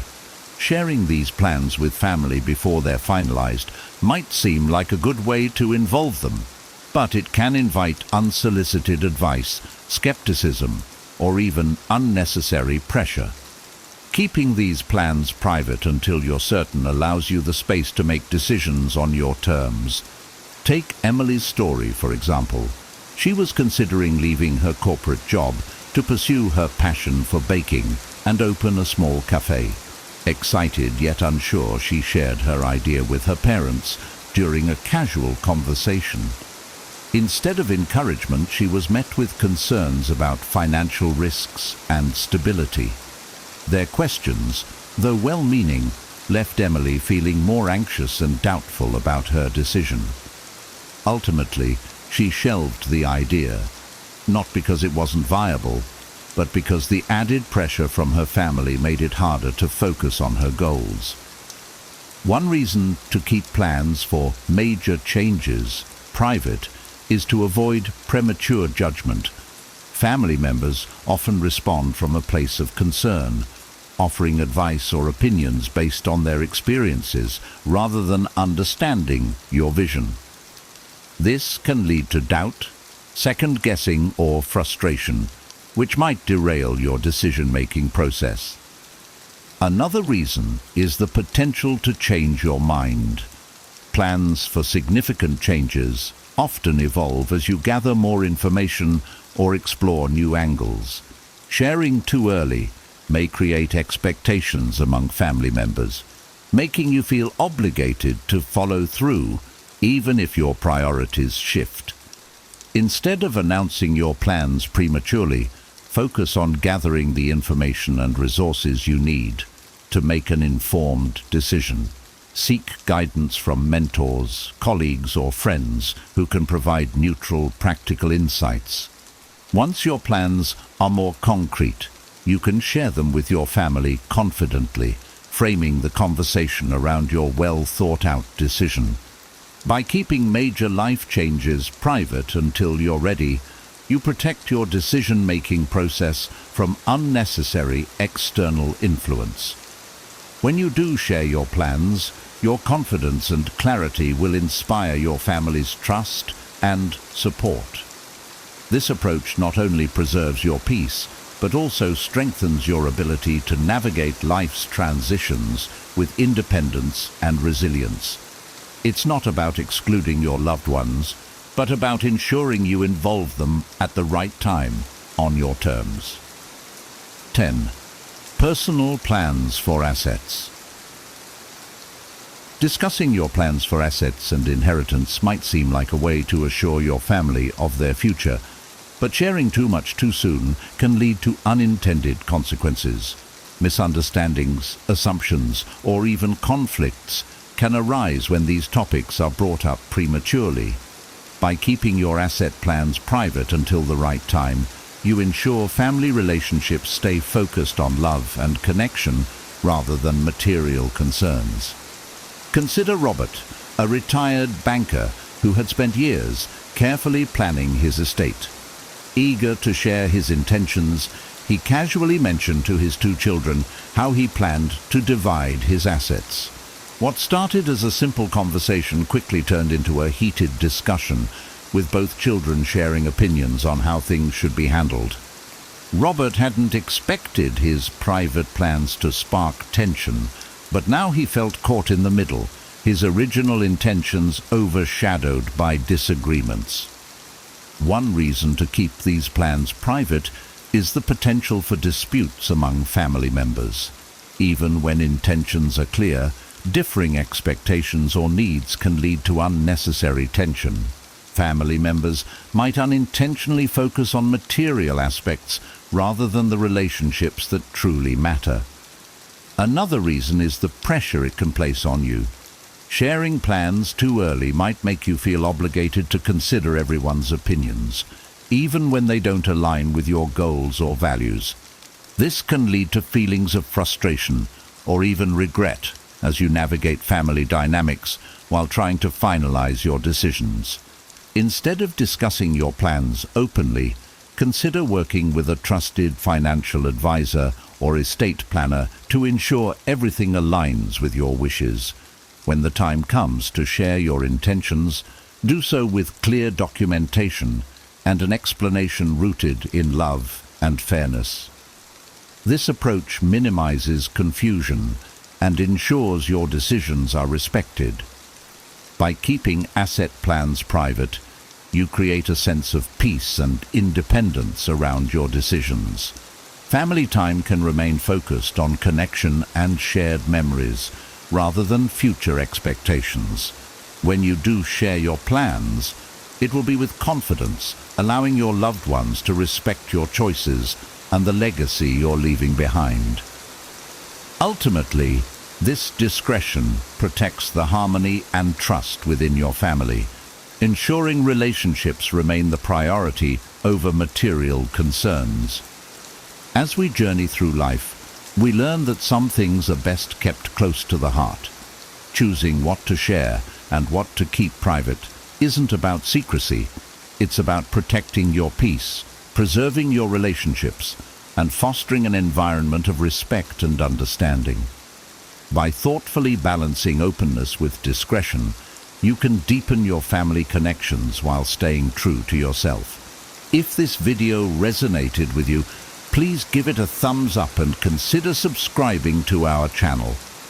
Your support helps us continue sharing practical advice and timeless wisdom for a fulfilling and balanced life. We'd love to hear your thoughts and takeaways. What stood out to you the most? Are there any lessons you've learned about what to keep private? Share your insights in the comments below. Your perspective could inspire someone else.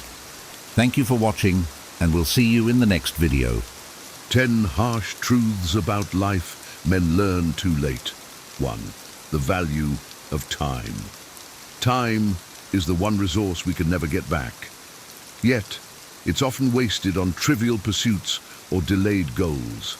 Many men realize too late that they should have prioritized their time more effectively.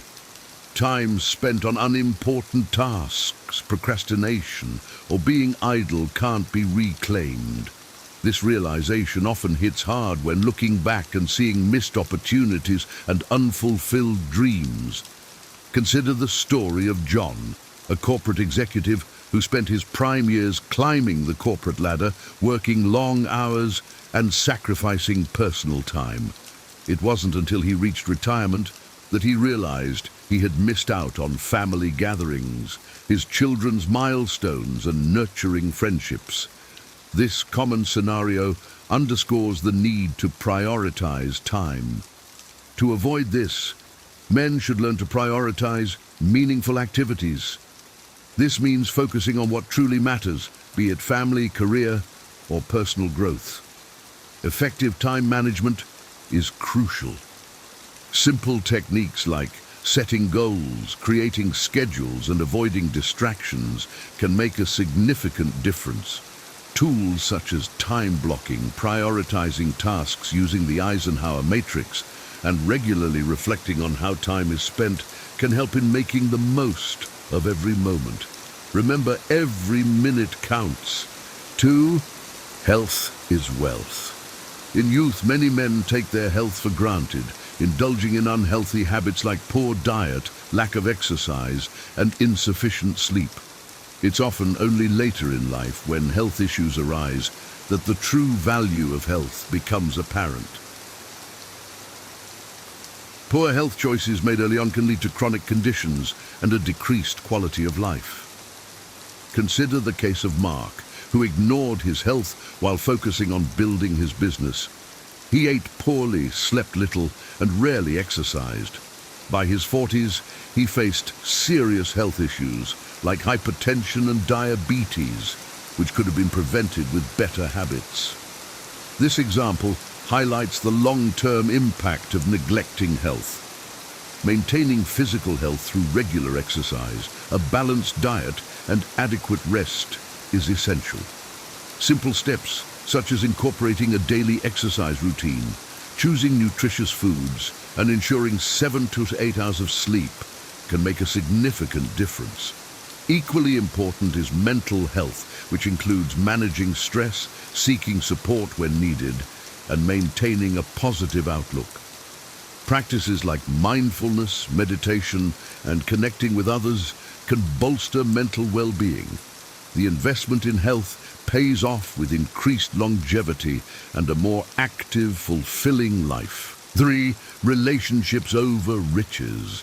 In the pursuit of success and wealth, relationships often take a back seat.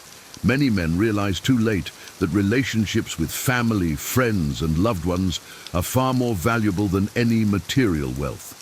Money can buy comfort, but not the deep, meaningful connections that provide true happiness and support. Take the story of Tom, who worked tirelessly to provide a luxurious lifestyle for his family, but found himself estranged from them due to his constant absence. It wasn't until a personal crisis hit that he realized his family, not his wealth, was his true support system. This realization came too late to mend some of the lost connections. Invest in time in building and nurturing relationships is crucial. This means spending quality time with loved ones, being present in the moment, and showing appreciation and love. Simple gestures, like regular family dinners, participating in activities together, and expressing gratitude can strengthen bonds. A strong support network can provide emotional stability and joy, far outweighing any financial gains. Studies consistently show that strong social connections improve overall well-being and longevity. 4. Career is not your identity. Men often define themselves by their careers, equating job success with personal worth.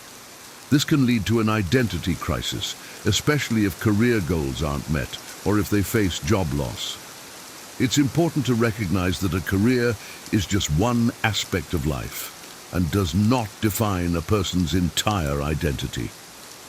Consider the example of Alex, a successful lawyer who faced an identity crisis when he lost his job due to company downsizing.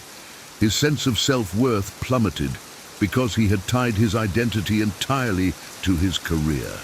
It was only through exploring hobbies and other interests that he rediscovered his self-worth and built a more balanced life.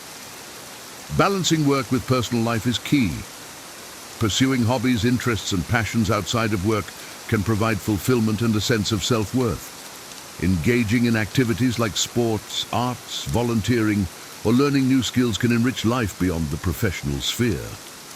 Understanding that personal value comes from within and not from professional achievements can lead to a more balanced and contented life. Diversifying one's identity by embracing various roles, such as being a parent, friend, or community member, can provide a more resilient sense of self.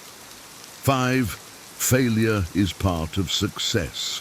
Failure is often seen as a negative, but it's an inevitable part of the journey to success. Many successful men have faced numerous failures before achieving their goals. Understanding that failure is a stepping stone rather than a stumbling block can change one's perspective on setbacks. Consider the story of Steve Jobs, who was famously fired from Apple, the company he co-founded. Instead of being defeated, he used the experience to fuel his creativity, leading to the founding of Next and Pixar, and eventually returning to Apple to lead it to unprecedented success. His story exemplifies how failure can be a catalyst for greater achievements. Learning from mistakes, being resilient, and persisting despite failures are essential qualities. Resilience can be built through a growth mindset where challenges are seen as opportunities to learn and improve. Famous examples like Thomas Edison, who failed countless times before inventing the light bulb, demonstrate that persistence pays off. Embracing failure as a learning opportunity can lead to greater success in the long run. Analyzing failures, seeking feedback, and continuously improving are key strategies for turning setbacks into stepping stones. 6. You can't please everyone. Trying to please everyone is a futile effort that can lead to stress and dissatisfaction. It's impossible to meet everyone's expectations, and attempting to do so often means compromising one's own needs and values. Many men learn too late the importance of setting boundaries and prioritizing their own well-being. Consider the case of David, who always tried to meet everyone's expectations at work and in his personal life. This led to burnout and a loss of his sense of self. It wasn't until he learned to set boundaries and prioritize his own needs that he found true satisfaction and balance. Personal satisfaction and happiness should be the primary goals. This means making decisions based on one's own values and desires rather than seeking external approval. Learning to say no, understanding one's limits, and prioritizing self-care are essential skills.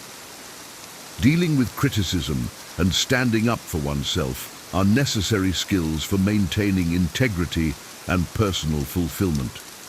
Building assertiveness can help in communicating needs and setting boundaries effectively. 7. The importance of financial literacy. Financial literacy is often overlooked until financial problems arise. Understanding how to manage money, invest wisely, and plan for the future is crucial for financial stability and freedom. Many men realize too late the importance of budgeting, avoiding debt, and saving for retirement. Take the story of Jim, who lived paycheck to paycheck despite earning a good salary. It wasn't until he faced a financial crisis that he learned the importance of financial literacy. By then, he had accrued significant debt and had no savings, making recovery difficult. Basic financial literacy includes creating and sticking to a budget, understanding investment options, and knowing the risks and benefits of different financial products. Financial education can start with simple steps like tracking expenses, understanding interest rates, and building an emergency fund. Avoiding high-interest debt and planning for long-term financial goals can prevent financial crises and ensure a secure future. Resources like financial advisors, online courses, and financial literacy programs can provide valuable knowledge and tools for managing finances effectively. Order to this 8. Change is inevitable. Life is constantly changing, and the ability to adapt is crucial. Many men resist change, preferring the comfort of familiarity. However, change is inevitable and often brings new opportunities. Embracing change and being flexible can lead to personal and professional growth. Consider the example of Rob, who resisted adopting new technologies in his job. As the industry evolved, he found himself struggling to keep up, eventually leading to job loss. It was only when he embraced continuous learning and adaptation that he was able to find a new, fulfilling career path. Viewing challenges as opportunities rather than obstacles can make a significant difference. Developing adaptability skills and maintaining a positive attitude towards change can help navigate life's uncertainties more effectively. Strategies for embracing change include continuous learning, staying open to new experiences, and practicing flexibility in thinking and actions. Building a mindset that welcomes change can turn potential disruptions into opportunities for growth and innovation. 9. Happiness comes from within. True happiness is not dependent on external circumstances, but comes from within. Many men spend their lives chasing external achievements and possessions, believing they will bring happiness. It's often realized too late that inner peace and contentment are the true sources of happiness. Consider the story of Mike, who spent years amassing wealth and accolades, only to find himself feeling empty and unfulfilled. It was through introspection and personal growth that he discovered true happiness came from within, not from his external successes. Self-awareness and mindfulness are key to achieving inner happiness. Practices such as meditation, journaling, and self-reflection can help in understanding one's own needs, desires, and emotions. Cultivating a positive mindset, practicing gratitude, and focusing on personal growth can lead to lasting contentment. Pursuing activities that bring joy and fulfillment rather than those that merely impress others is essential for true happiness. Building strong, internal foundations of self-worth and contentment can withstand external changes and challenges. 10. Legacy matters. In the grand scheme of life, the legacy one leaves behind is what truly matters. Many men realize too late that their actions and contributions have a lasting impact on others. Thinking about the legacy one wants to leave can guide life choices and actions. Consider the example of Sam, who spent most of his life focused on personal gain. It wasn't until he faced a major health scare that he began to think about his legacy. He started volunteering, mentoring younger colleagues, and focusing on making a positive impact, realizing that these contributions brought him more fulfillment than any personal achievements. making positive contributions to society, helping others, and living a meaningful life can create a lasting legacy. Reflecting on the impact of one's actions and striving to make a difference can lead to a more fulfilling and purposeful life. Legacy-building activities can include volunteering, mentoring, creating or supporting charitable initiatives, and making a positive impact in everyday interactions. Thinking long-term and focusing on the greater good can guide actions towards making a meaningful and lasting contribution to the world. Conclusion. These harsh truths often come with age and experience. Recognizing them early can lead to more informed and meaningful choices. Prioritizing time, health, relationships, and personal fulfillment over material gains and external validation can lead to a more balanced and contented life. Embracing failure, change, and financial literacy, while understanding that true happiness comes from within, can help navigate life's challenges more effectively. Ultimately, thinking about the legacy one leaves behind can guide actions towards making a positive impact. Have you ever wondered what sets apart those who achieve mastery from those who merely dabble? What if the secret to unlocking your full potential lies in a blend of ancient wisdom and modern emotional intelligence? In a world that is constantly evolving, the ability to adapt, learn, and grow is more important than ever. This guide will explore how principles of Stoicism and emotional intelligence can transform your approach to learning and self-improvement. From setting clear goals to embracing challenges, discover how these timeless philosophies can help you navigate your personal and professional journey with resilience and wisdom. Let's dive in and uncover the keys to lifelong growth and success. Learn from the best. Learning from successful individuals can provide valuable insights and strategies.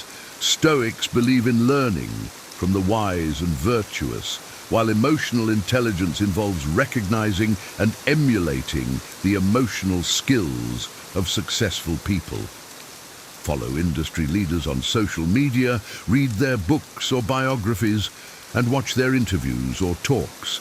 Study their habits, mindset, and strategies, and apply these lessons to your own life.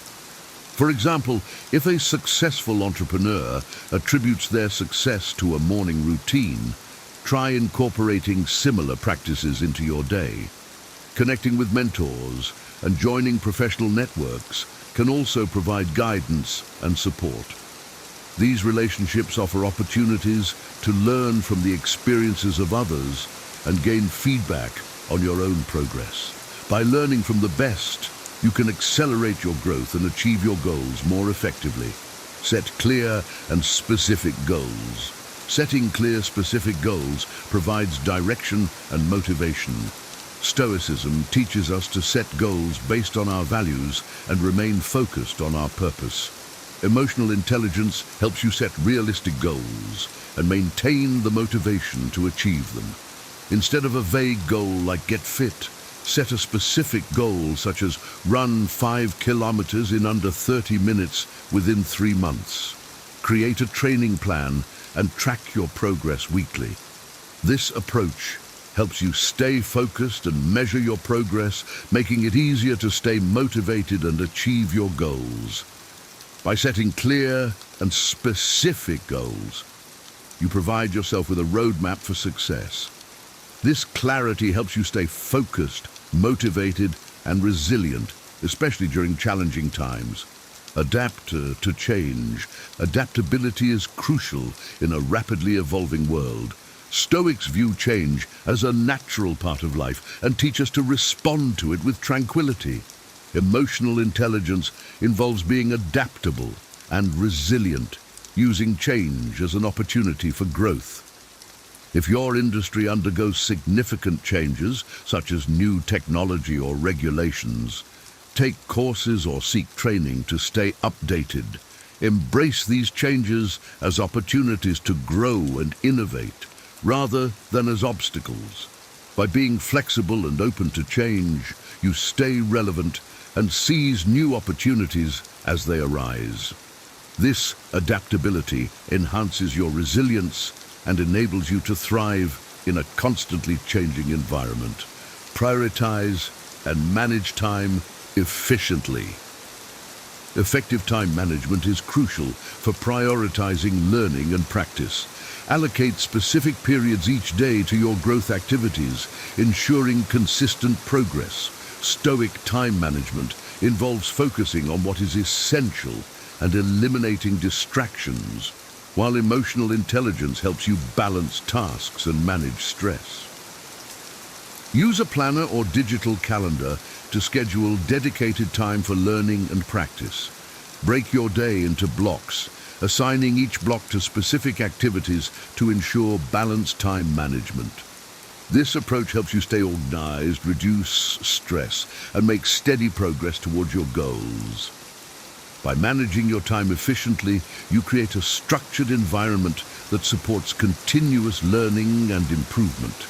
This discipline not only enhances your productivity, but also fosters a sense of accomplishment and well-being. Consistent deliberate practice is key to mastering any skill. It's not just about the hours you put in, but about being intentional and committed to improvement.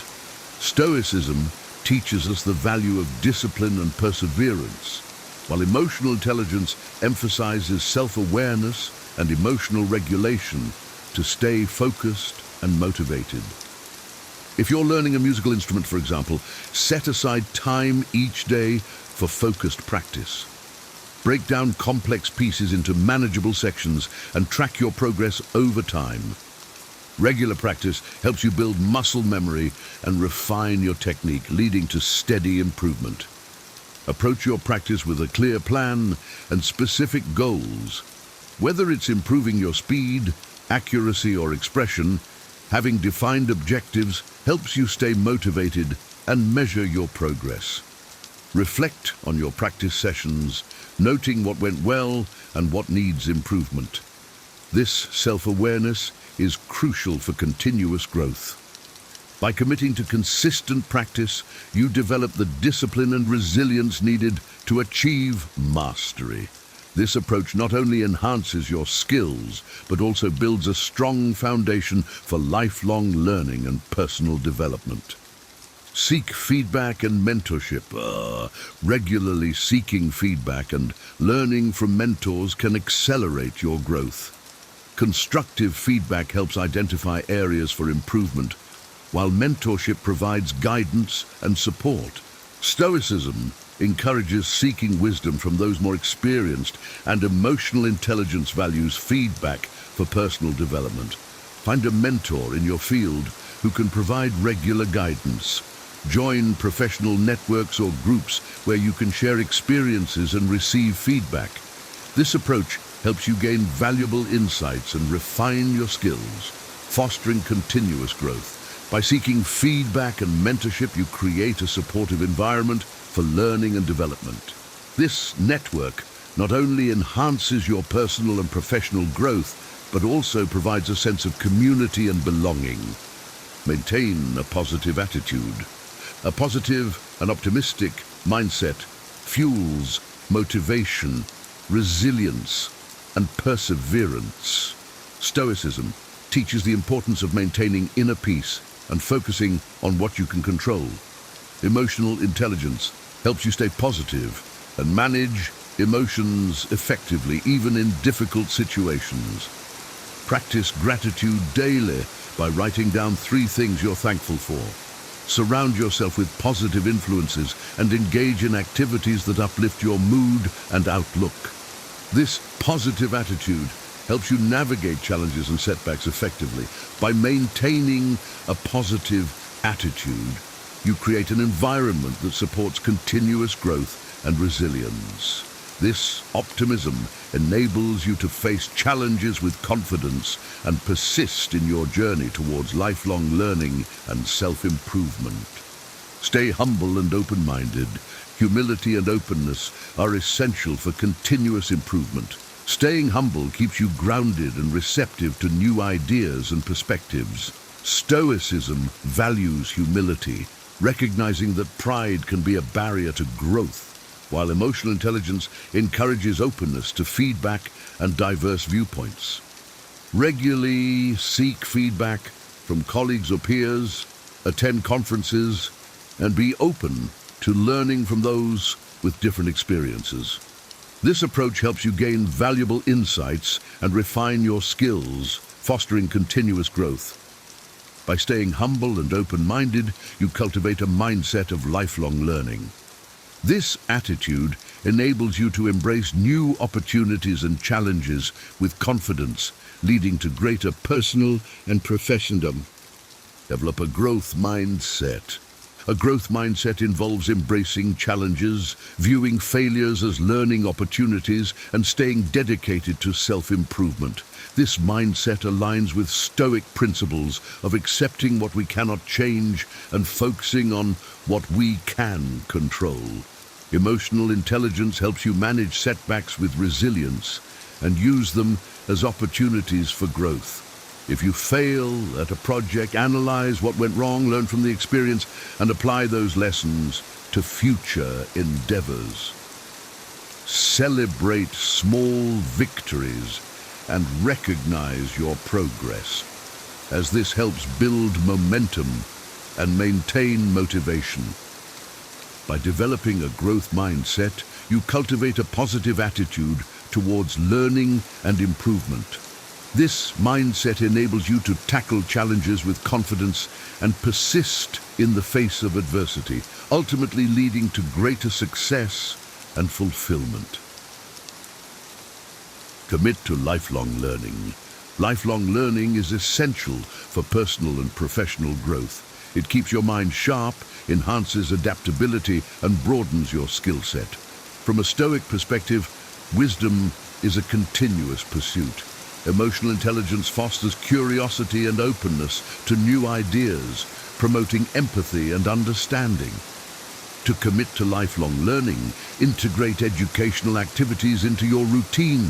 Attend workshops and seminars, read diverse books, and take online courses on platforms like Coursera or Udemy. Joining a book club or discussion group can expand your perspectives and engage you with others. Embrace lifelong learning with enthusiasm.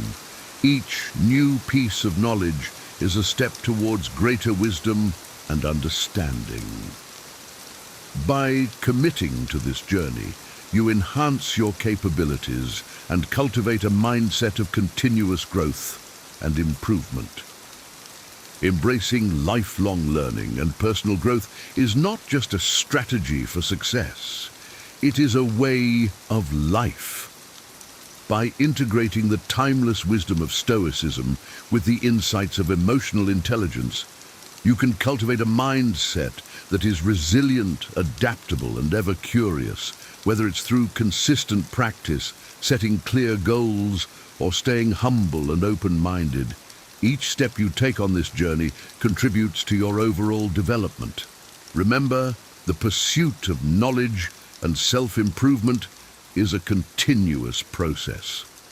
There will always be new challenges to face, lessons to learn, and opportunities to grow. By committing to these principles, you not only enhance your skills and capabilities, but also enrich your life with purpose and fulfillment. Stay curious, stay disciplined, and most importantly, stay committed to your journey of lifelong learning. In doing so, you will not only achieve mastery in your endeavors, but also cultivate a life of wisdom, resilience, and lasting success. Ever thought you truly understand women? Think you can decipher their desires, fears, and dreams? You might be surprised. Women are intricate, filled with nuances and contradictions. Are you ready to uncover some eye-opening truths that could transform your relationships, or are you bracing for a rude awakening? Number 1, women are not perfect. Just like men, women have flaws, make mistakes, and sometimes act irrationally. Embracing this reality is crucial for a healthy relationship. If you expect perfection, frustration is inevitable. Instead, cherish her imperfections. Love her wholly, mistakes and all. Remember, you're not perfect either. Relationships thrive on mutual acceptance and the ability to love despite flaws. For example, imagine your partner forgot your anniversary. Instead of reacting with anger, consider how you might have overlooked an important date in the past. Discuss it openly, acknowledging that everyone has moments of forgetfulness. By sharing your imperfections, you create a space where both of you can be vulnerable and authentic. In another scenario, she might make a decision you don't understand, like leaving a job she seemed to love. Instead of immediately criticizing, ask about her feelings and reasons. You might learn she felt unfulfilled and needed a change. Supporting her through this shows that you respect her choices and understand that everyone's journey includes twists and turns. Cherishing imperfections means laughing at the quirks that make her unique, like her inability to cook anything without burning it, or her habit of singing off-key in the shower. These are the traits that make her who she is, and by loving her wholly, you build a foundation of genuine acceptance and deep, lasting love. Number 2, they need emotional support. 2. Men aren't the only ones who need emotional support. Women face their own battles and need a partner who offers understanding and encouragement. Be there for her during tough times, listen without judgment, and show her that she can rely on you. This mutual support will forge a strong bond built on trust and respect. For instance, if she comes home upset about a conflict at work, resist the urge to offer immediate solutions. Instead, listen attentively and validate her feelings by saying, "That sounds really tough. I'm here for you." Share in her emotional experience rather than trying to fix it. This demonstrates your empathy and strengthens your connection. Consider a time when she's anxious about a big presentation. Offer to help her practice or simply reassure her of her capabilities. These gestures show that you're attentive to her emotional needs and committed to her well-being. Being a rock in challenging times builds a resilient and supportive partnership. Number 3, women value independence. Women cherish their independence and appreciate partners who respect their need for personal space. Encourage her to pursue her passions, support her career, and avoid being overly possessive. A healthy relationship thrives when both individuals grow and explore their paths while supporting each other. For example, if she loves painting, encourage her to take that art class she's been eyeing. Or if her career requires frequent travel, express your support rather than frustration. This respect for her independence allows her to flourish and feel valued as an individual, not just as a partner. One couple I know has a tradition of solo weekends, where each partner takes time to pursue their interests independently. This practice not only rejuvenates their personal passions, but also brings fresh energy and stories into their relationship, enhancing their bond. Number 4, they are not your property. Women are not possessions. They have their own thoughts, feelings, and desires. Treating her as your property is a grave mistake. A relationship should be built on mutual respect and trust, allowing both partners the freedom to be themselves. True love liberates, it doesn't confine. Imagine you're at a party and she's engaged in a deep conversation with a friend. Instead of feeling possessive or interrupting, give her space and trust. This respect acknowledges her autonomy and shows your confidence in your relationship. Similarly, when making decisions, involve her as an equal partner. Whether it's about financial matters or vacation plans, valuing her input reinforces the principle that your relationship is a partnership of equals. Number 5. Women are not mind readers. Expecting her to know what you want without saying it is unrealistic. If you need something, be clear and direct. Communicate openly and honestly. Women appreciate straightforwardness and clarity. Effective communication builds stronger, lasting relationships. For instance, if you're feeling overwhelmed and need some alone time, say, "I need a few hours to myself to recharge." This clarity prevents misunderstandings and helps her understand your needs better. A friend once shared how his habit of assuming his wife knew he needed quiet time led to frequent conflicts. Once he started expressing his needs clearly, their relationship improved dramatically. Open communication fosters understanding and minimizes unnecessary friction. Number 6, they don't always want your opinion. Sometimes women just need someone to listen, not to solve their problems. Recognize when she needs to vent and when she seeks your advice. Offer a listening ear, validate her feelings, and provide support without unsolicited solutions. This empathy strengthens your bond. For example, if she's recounting a frustrating day with her boss, avoid jumping in with advice like, "You should confront him." Instead say, "That sounds really frustrating. I'm sorry you had to deal with that." This approach shows empathy and allows her to feel heard and understood. A colleague once mentioned how his wife appreciated him more when he simply listened without offering solutions. By distinguishing between when to listen and when to advise, you show that you truly care about her feelings. Number 7, they are not prizes to be won. Approaching women as if they're trophies to be won is toxic. Women are individuals with their own desires and needs. Build a connection based on genuine respect and understanding. Focus on who she is as a person, not what you can gain from her. Consider how degrading it is to reduce a relationship to a conquest. Instead, approach each interaction with the goal of understanding her as a unique individual. Ask about her passions, dreams, and fears. Show genuine interest in her as a person, not as an achievement. A friend once shared how he transformed his dating life by shifting his focus from impressing women to genuinely getting to know them. This change in perspective led to deeper, more meaningful relationships based on mutual respect and connection. Number 8, they're not your mother. Expecting a woman to take care of you like a mother is unfair. Women need space, attention, and support too. Learn to be independent and solve your problems. A healthy relationship is based on reciprocity, not dependency. For example, if you've had a long day at work, instead of expecting her to cater to you, consider sharing household responsibilities equally. This shows that you value her time and effort and fosters a sense of partnership.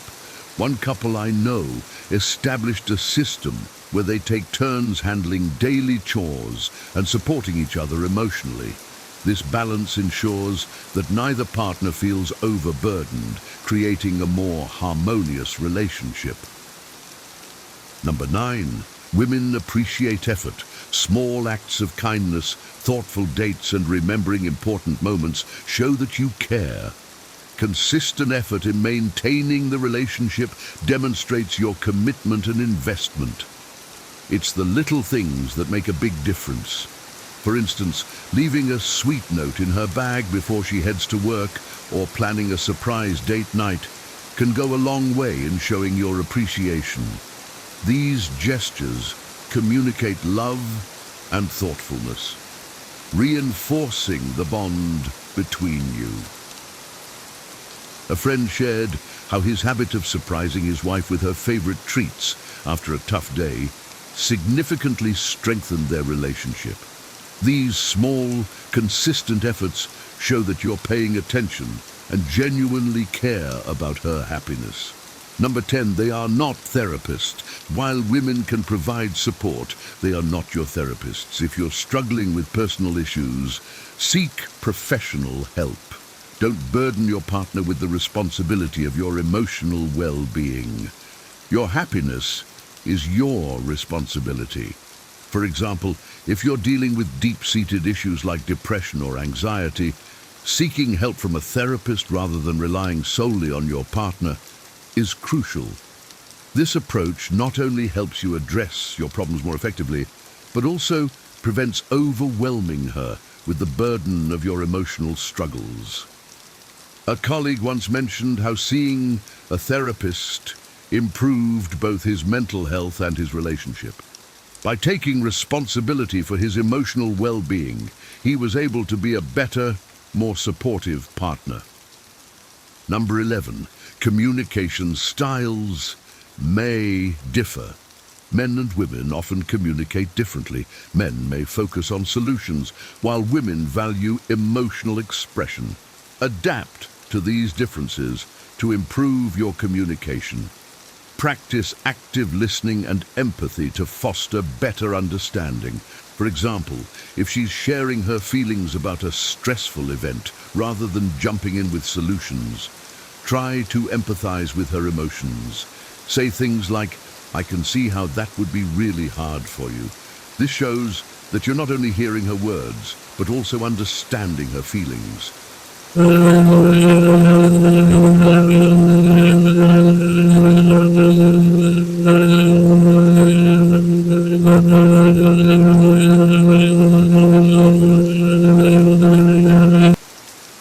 Number 12, women value emotional intelligence. Emotional intelligence is crucial in connecting with women. Understand and manage your emotions, show empathy, and handle relationships wisely. This depth of connection fosters a more meaningful and lasting relationship. For instance, if you're feeling frustrated about something unrelated, recognize this emotion and communicate it constructively rather than lashing out. Say, "I had a tough day at work and I'm feeling a bit stressed. Can we talk about it?" A couple I know practices regular emotional check-ins where they discuss their feelings and support each other's emotional health. This practice has strengthened their relationship by fostering a deep understanding and connection. Number 13, they are not all the same.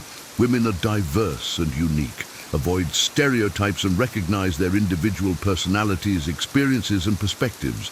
Each woman has her own dreams and insecurities. Respect these differences and appreciate the uniqueness of each woman. For example, one woman might be passionate about hiking and adventure, while another finds joy in reading and quiet evenings at home. Embrace these differences and celebrate what makes her unique.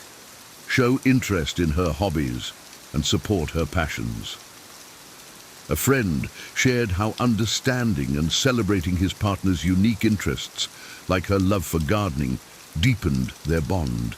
By appreciating her individuality, he created a more enriching and fulfilling relationship. Number 14, they're not your savior. Women aren't here to fix you. Personal growth and happiness are your responsibilities. A healthy relationship provides support, but is not the source of your happiness. Focus on your own development and let her be a companion, not a savior.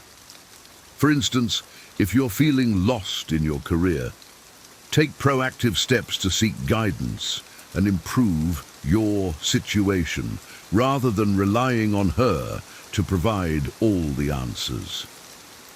This approach demonstrates self-reliance and maturity. One man I know began focusing on his personal growth through hobbies and career development. This shift not only improved his self-esteem, but also enhanced his relationship, as he no longer placed the burden of his happiness on his partner. Number 15, they value mutual respect. Mutual respect is the foundation of a healthy relationship. Treat her with the same respect you expect. Value her opinions, respect her boundaries, and appreciate her individuality. This respect creates a safe and supportive environment for both partners to grow. For example, if she sets a boundary about needing time for herself after work, honor that boundary.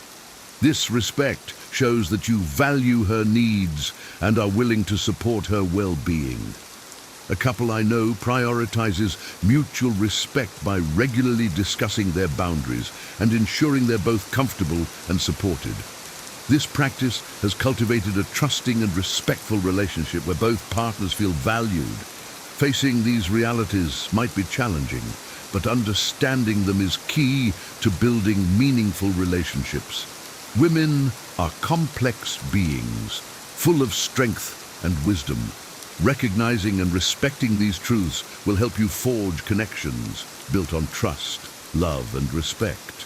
Embrace imperfections, offer emotional support, and respect independence. See your partner as an equal, not a possession, and communicate openly and clearly. Effort and emotional intelligence are vital. Small gestures and managing your emotions foster a healthier dynamic. Avoid stereotypes and appreciate each woman's individuality. Mutual respect is the cornerstone of a strong relationship. By internalizing these realities, you lay the foundation for a relationship that thrives on trust, love, and mutual growth. Life is a strange and chaotic journey, isn't it? You wake up one morning with a plan, a purpose, or at least you think you have one, and by lunchtime, the chaos of the world has left you adrift. I've seen it countless times. Good, hard-working people feeling lost, unsure of why they're doing what they're doing, questioning whether their lives have any real meaning. I've been there myself. But here's the thing. The chaos isn't the problem. The problem is our reaction to it. That's where Stoicism becomes your guiding light. Marcus Aurelius, one of the greatest thinkers in human history, wasn't just some philosopher cloistered away from reality. He was an emperor, leading a crumbling empire, battling constant wars, personal tragedy, and the weight of an entire civilization on his shoulders. Yet, in the midst of this chaos, he wrote, "You have power over your mind, not outside events. Realize this, and you will find strength." When I first came across those words, it hit me like a bolt of lightning. Here was a man facing struggles far greater than mine, yet he found clarity, purpose, and strength, not by controlling the chaos around him, but by mastering himself. He understood that meaning isn't something handed to you, it's something you construct. It's built brick by brick, decision by decision, on the foundation of what you value most deeply. Think of the last time life threw you off course. Maybe it was a bad relationship, a lost job, or a crushing disappointment. Ask yourself, did you focus on what was within your control, or did you let the chaos overwhelm you? That's the question Stoicism forces us to answer. And in that answer lies the first step toward reclaiming your purpose. Let's start with a simple question. What is Stoicism? Too often people misinterpret it as cold detachment or emotionless endurance, as if the Stoics were robots shrugging off life's challenges, but nothing could be further from the truth. Stoicism is about engagement with life, not avoidance. It's about becoming the best version of yourself in the face of adversity. Think about it. Life doesn't come with a user manual, does it? We stumble, we make mistakes, and we suffer. The ancient Stoics knew this. They didn't live in a utopia where everything went their way. They lived in a world as messy as ours. Seneca, for example, was exiled by a paranoid emperor, and Epictetus was born a slave. Yet these men didn't wallow in self-pity. They didn't point fingers at the unfairness of life. They asked, "What can I do right now with the circumstances I've been given?" Stoicism starts with one powerful idea. There are things in life you can control, and there are things you can't. That's it.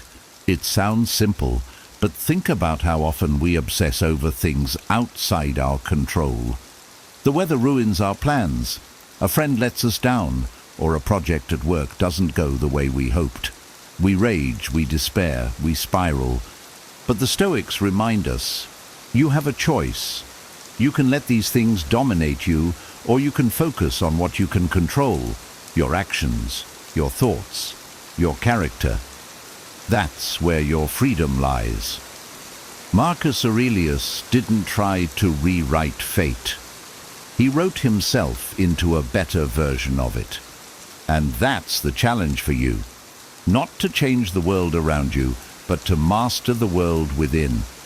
Only then can you begin to unlock your purpose. Now, let's break down Stoicism into 3 core principles that will help you build a purposeful life. These aren't abstract ideas, they're tools, practical, actionable, and proven over centuries. First, control and acceptance. The Stoics called this the dichotomy of control, and it's as relevant today as it was 2,000 years ago.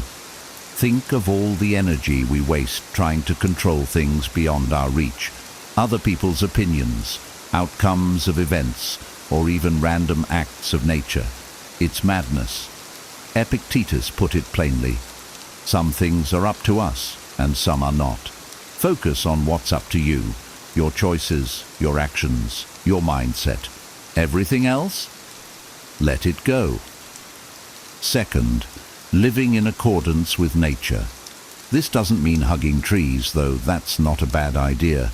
It means aligning your life with your innate purpose and the greater good of the world. Each of us has unique strengths, passions, and responsibilities. Purpose comes from embracing them. Ask yourself, are you doing what you're meant to do? Are you contributing, growing, and living authentically? When you are, life feels meaningful. When you're not, it feels empty. The Stoics knew this. Third, the 4 virtues: wisdom, courage, justice, and temperance. Wisdom to know what matters, courage to face your fears, justice to treat others fairly, temperance to avoid excess. These aren't just noble ideals, they're the pillars of a purposeful life. When you make decisions rooted in these virtues, you're living in alignment with your highest potential. Stoicism isn't meant to be read, it's meant to be lived. Here are 4 practical strategies to bring Stoicism into your daily life and unlock your purpose. 1. Morning reflection. Start your day with intention. Marcus Aurelius would mentally prepare himself by anticipating obstacles, writing, "Today I shall meet people who are meddling, ungrateful, arrogant, dishonest, jealous, and surly." By expecting challenges, you'll respond to them with calm and purpose, instead of being blindsided. 2. Journaling. Every evening write down what you did well and where you fell short. Reflect on whether your actions aligned with your values.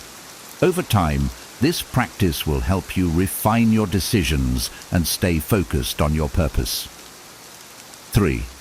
Voluntary discomfort. Challenge yourself to step outside your comfort zone. Skip a meal, take a cold shower, or try something new that scares you. This builds resilience and gratitude for what you already have. 4. Gratitude and perspective.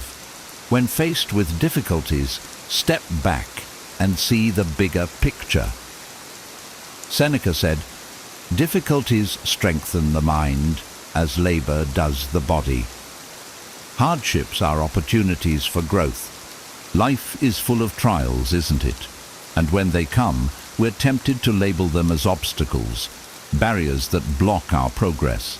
But the Stoics challenge us to see things differently. Marcus Aurelius wrote, "The impediment to action advances action. What stands in the way becomes the way."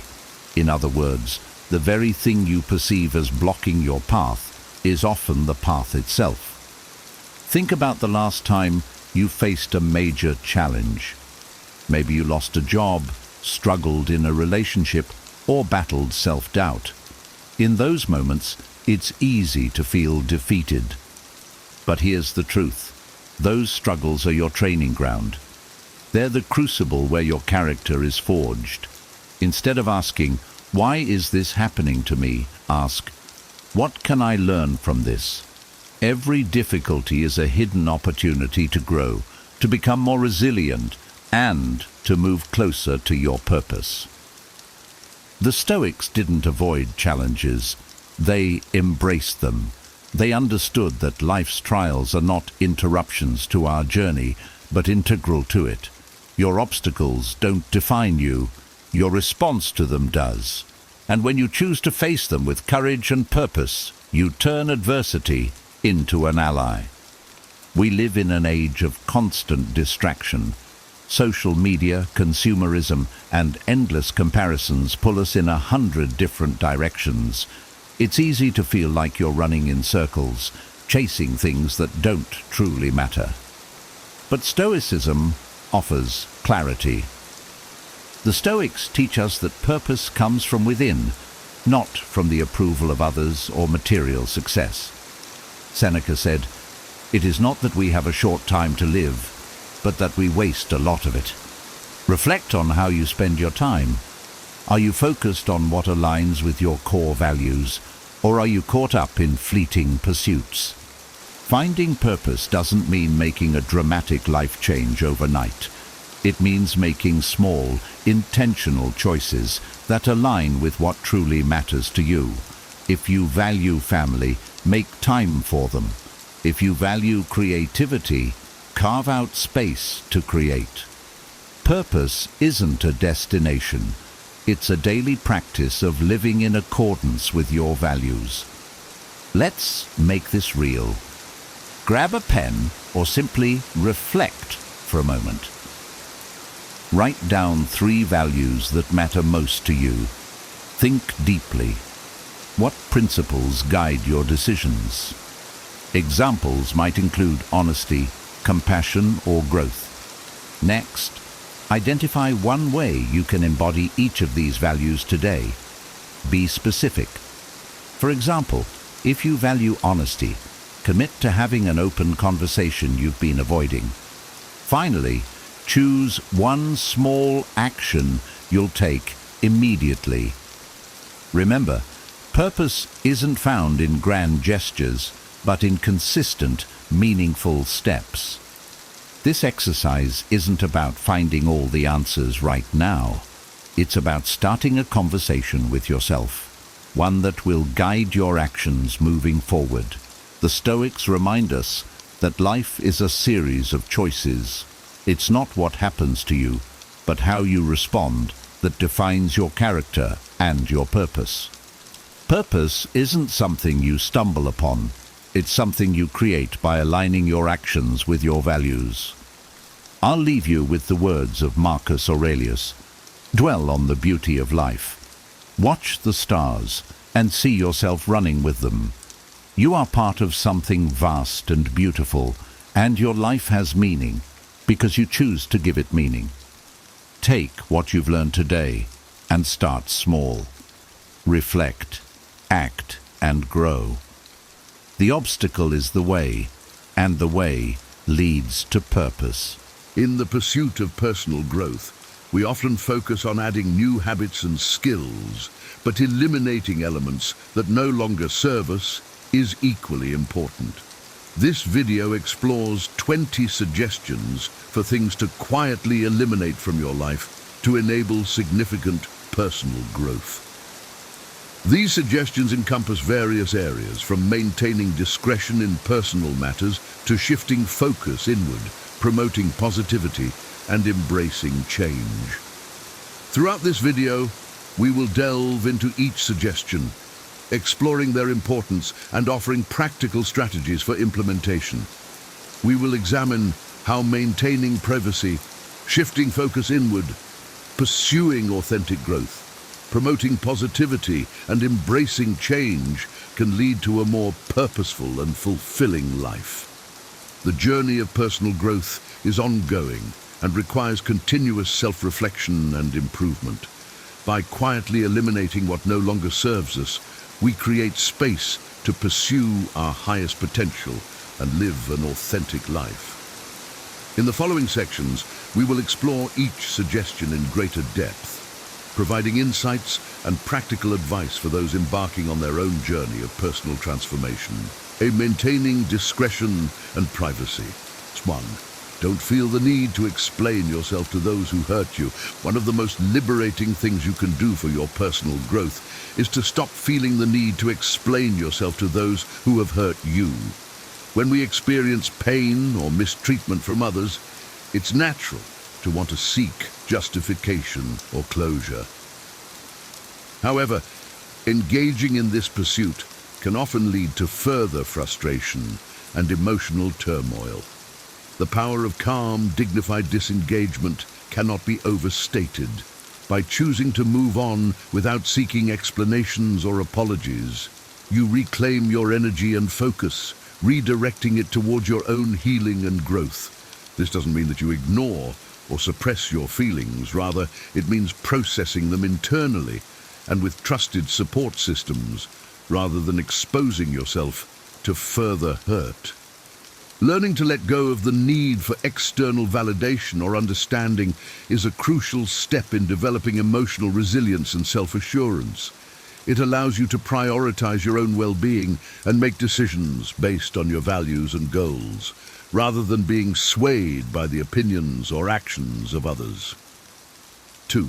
Don't share intimate details about the end of friendships or relationships. In the age of social media and oversharing, it can be tempting to broadcast the details of our personal lives, especially when it comes to the end of significant friendships or relationships. However, maintaining privacy and discretion during these times is essential for our emotional well-being and personal growth. The value of private reflection and introspection cannot be underestimated. When we process the end of a relationship privately, we give ourselves the space to feel our emotions fully, without the added pressure of external opinions or judgments. This allows us to gain clarity, learn from the experience, and move forward with greater self-awareness and wisdom. Moreover, sharing intimate details about the end of a relationship can often lead to further complications and emotional entanglements.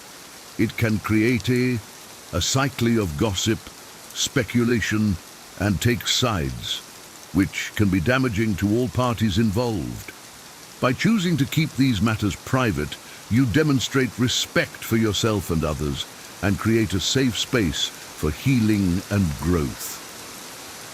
3. Control displays of anger and frustration in front of others. Anger and frustration are natural human emotions, but when expressed in uncontrolled ways, they can have serious consequences for our personal and professional relationships. Learning to manage these emotions and control our displays of anger in front of others is a crucial aspect of personal growth and emotional intelligence. The impact of emotional outbursts on our relationships cannot be overstated. When we lash out at others or express our frustration in aggressive ways, we risk damaging trust, respect, and rapport. This can lead to a breakdown in communication, collaboration, and even opportunities for growth and advancement. Instead of allowing anger to control our actions, it's important to develop strategies for redirecting that emotional energy in more productive ways. This might involve taking a few deep breaths, stepping away from the situation to regain composure, or finding healthy outlets for expressing our feelings, such as exercise, journaling, or creative pursuits. By learning to control our displays of anger and frustration, we demonstrate emotional maturity, professionalism, and the ability to handle challenging situations with grace and diplomacy. This not only benefits our relationships, but also our own mental and emotional well-being. 4. Avoid sharing negative judgments about others. In our daily interactions, it can be all too easy to slip into the habit of sharing negative judgments about others. Whether it's gossiping about a coworker, criticizing a friend's choices, or making snide comments about a public figure, these negative judgments can have a detrimental impact on our personal growth and relationships. The importance of diplomacy and tact in social interactions cannot be overstated. When we express negative opinions about others, we risk creating an atmosphere of hostility, mistrust, and division. This can lead to damaged relationships, lost opportunities, and a general sense of negativity that permeates our lives. On the other hand, when we choose to rise above negativity and maintain a positive outlook, we create a more supportive and uplifting environment for ourselves and those around us. This doesn't mean that we ignore or condone bad behavior, but rather that we approach these situations with empathy, understanding, and a focus on finding solutions rather than placing blame. By avoiding the sharing of negative judgments, we also demonstrate integrity, compassion, and the ability to see beyond surface-level impressions. This can lead to deeper, more meaningful relationships, as well as greater opportunities for personal and professional growth. In summary, maintaining discretion and privacy in our personal lives, controlling displays of anger and frustration, and avoiding negative judgments about others are all crucial aspects of personal growth and emotional well-being. By implementing these suggestions, we create a foundation of trust, respect, and positivity that allows us to thrive in all areas of our lives. Be shifting focus inward. 5. Stop constantly comparing yourself to others. One of the most significant barriers to personal growth and self-acceptance is the habit of constantly comparing ourselves to others. In our modern society, where social media and advertising bombard us with idealized images of success, beauty, and happiness, it's easy to fall into the trap of measuring our worth against external standards. The dangers of comparison are well documented. When we focus on how we stack up against others, we often neglect our own unique strengths, talents, and values. This can lead to feelings of inadequacy, low self-esteem, and even depression. Moreover, comparing ourselves to others is often an unfair and unrealistic practice, as we rarely have a complete picture of someone else's life or struggles. To overcome this habit, it's crucial to shift our focus inward and prioritize our own journey and growth. This means setting goals and standards that are authentic to our own desires and values, rather than based on the expectations or achievements of others.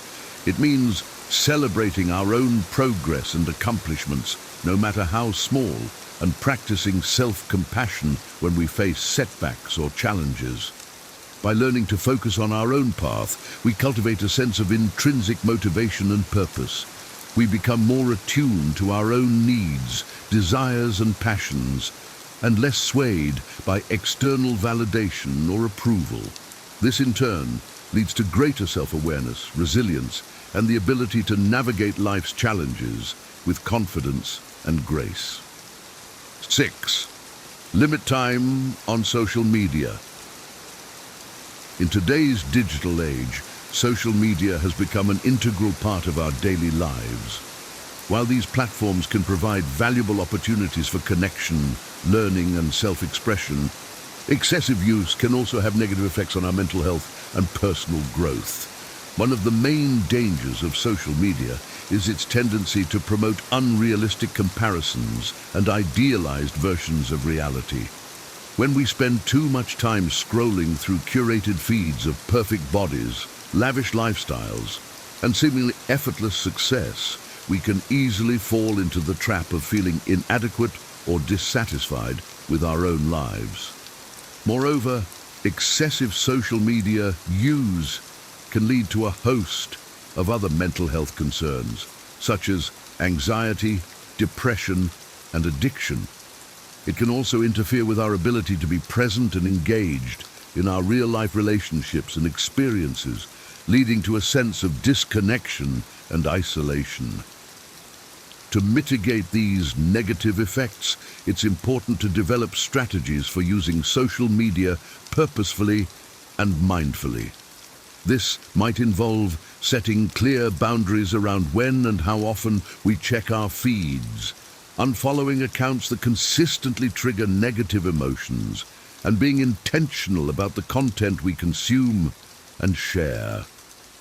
By limiting our time on social media and using it in a way that supports our values and goals, we create space for more authentic self-expression, connection, and personal growth. We become less reliant on external validation and more attuned to our own inner wisdom and sense of purpose. 7. Let go of the constant pursuit of external approval. From a young age, many of us are conditioned to seek external approval and validation as a measure of our worth and success. Whether it's striving for good grades, seeking praise from our parents or teachers, or trying to fit in with our peers, the pursuit of external approval can become a driving force in our lives. While recognition and support from others can be valuable and affirming, an over-reliance on external validation can also be detrimental to our personal growth and well-being. When we constantly seek approval from others, we risk losing touch with our own authentic desires, values, and sense of self. We may make choices based on what we think will please others, rather than what truly aligns with our own goals and passions. Moreover, the constant pursuit of external approval can lead to a sense of insecurity and instability, as our self-worth becomes contingent on the opinions and reactions of others. This can create a vicious cycle of people-pleasing, self-doubt and fear of failure, which ultimately hinders our ability to grow and thrive.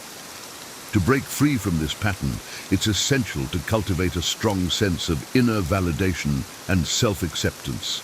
This means learning to trust our own instincts, values and decisions, even if they don't always align with the expectations or approval of others. It means practicing self-compassion and self-love, and recognizing that our worth is inherent and unconditional, not dependent on external achievements or accolades. By letting go of the constant pursuit of external approval, we create space for a more authentic and fulfilling life. We become more confident in our own choices and more resilient in the face of challenges or criticism. We learn to value our own growth and well-being above the opinions of others, and to trust in the unique path that aligns with our deepest desires and values. 8. Release unrealistic expectations of perfection for yourself and others. Perfectionism is a common trap that many of us fall into, often without realizing it. Whether it's striving for flawless performance at work, maintaining an immaculate home, or expecting ourselves and others to always say and do the right thing, the pursuit of perfection can be a heavy burden to bear. The dangers of perfectionism are well documented. When we set unrealistically high standards for ourselves and others, we create a breeding ground for stress, anxiety, and feelings of inadequacy. We may become paralyzed by the fear of making mistakes or falling short, leading to procrastination, avoidance, and missed opportunities for growth and learning. Moreover, perfectionism can strain our relationships and lead to a lack of empathy and understanding for others. When we expect perfection from those around us, we risk creating an atmosphere of judgment, criticism, and resentment, rather than one of support, collaboration, and growth. To overcome the pitfalls of perfectionism, it's important to reframe our expectations and focus on progress rather than perfection. This means setting achievable goals that challenge us to grow and improve, while also allowing room for mistakes, setbacks, and learning. It means celebrating our efforts and accomplishments, no matter how small, and practicing self-compassion when we inevitably fall short of our ideals. By releasing unrealistic expectations of perfection, we create a more nurturing and supportive environment for ourselves and others. We learn to embrace the beauty and growth that come from imperfection, and to approach challenges with curiosity, resilience, and a willingness to learn. We become more accepting of ourselves and others, and more attuned to the process of growth and development, rather than fixating on a narrow definition of success. In summary, shifting our focus inward by stopping constant comparisons, limiting social media use, letting go of the pursuit of external approval, and releasing unrealistic expectations of perfection are all crucial aspects of personal growth and well-being. By implementing these suggestions, we create a foundation of self-awareness, self-acceptance, and inner strength that allows us to navigate life's challenges with greater ease and fulfillment. See pursuing personal growth authentically. 9. Abandon unnecessary goals that don't align with your true path. In the pursuit of personal growth, it's easy to become sidetracked by goals and aspirations that don't truly align with our authentic selves. These may be goals that we've inherited from our families, society, or cultural expectations, rather than those that stem from our own deep desires and values. For example, someone may feel pressured to pursue a high-paying career in a field they don't genuinely enjoy, simply because it's what their parents or peers expect of them. Or someone may set a goal to achieve a certain body, type, or lifestyle, based on images they see in the media rather than what feels healthy and authentic to them. The importance of identifying and pursuing our authentic passions cannot be overstated. When we set goals that are truly aligned with our values, strengths, and desires, we tap into a deep well of motivation, resilience, and fulfillment. We're more likely to persevere in the face of challenges and to find joy and meaning in the process of growth and achievement. To identify our authentic goals, it's important to cultivate a practice of self-reflection and introspection. This might involve journaling, meditation, or simply taking time to sit with ourselves and ask deep questions about what we truly want and value. It may also involve seeking out new experiences and perspectives that challenge our assumptions and broaden our horizons. As we gain clarity on our authentic path, it's equally important to proceed with discretion and avoid the influence of others' expectations. This means learning to trust our own instincts and judgments, even if they don't align with the conventional wisdom or advice of others. It means being willing to take risks, to chart our own course, and to let go of goals or pursuits that no longer serve our deepest desires and values. For instance, someone may decide to leave a lucrative but unfulfilling career to pursue a passion for teaching or social work, even if it means taking a pay cut or facing disapproval from family or friends. Or someone may choose to prioritize their mental health and well-being over achieving a certain level of success or status, recognizing that true fulfillment comes from within. By abandoning unnecessary goals and aligning ourselves with our authentic path, we create a foundation for deep, lasting personal growth. We become more resilient, adaptable, and capable of navigating life's challenges with grace and purpose. We find greater meaning, satisfaction, and joy in our pursuits, and inspire others to do the same. 10. Procrastination and avoidance. Procrastination and avoidance are common obstacles to personal growth and success. When we consistently put off important tasks, decisions, or conversations, we create a cycle of stress, guilt, and missed opportunities that can hold us back from reaching our full potential. The negative impact of procrastination can manifest in many areas of our lives. For example, a student who consistently procrastinates on studying or completing assignments may struggle to keep up with coursework, leading to lower grades and increased anxiety.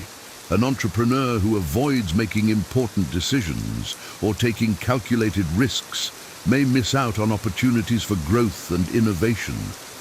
A couple who puts off having difficult conversations about their relationship may allow resentment and disconnection to fester, eroding the foundation of their partnership.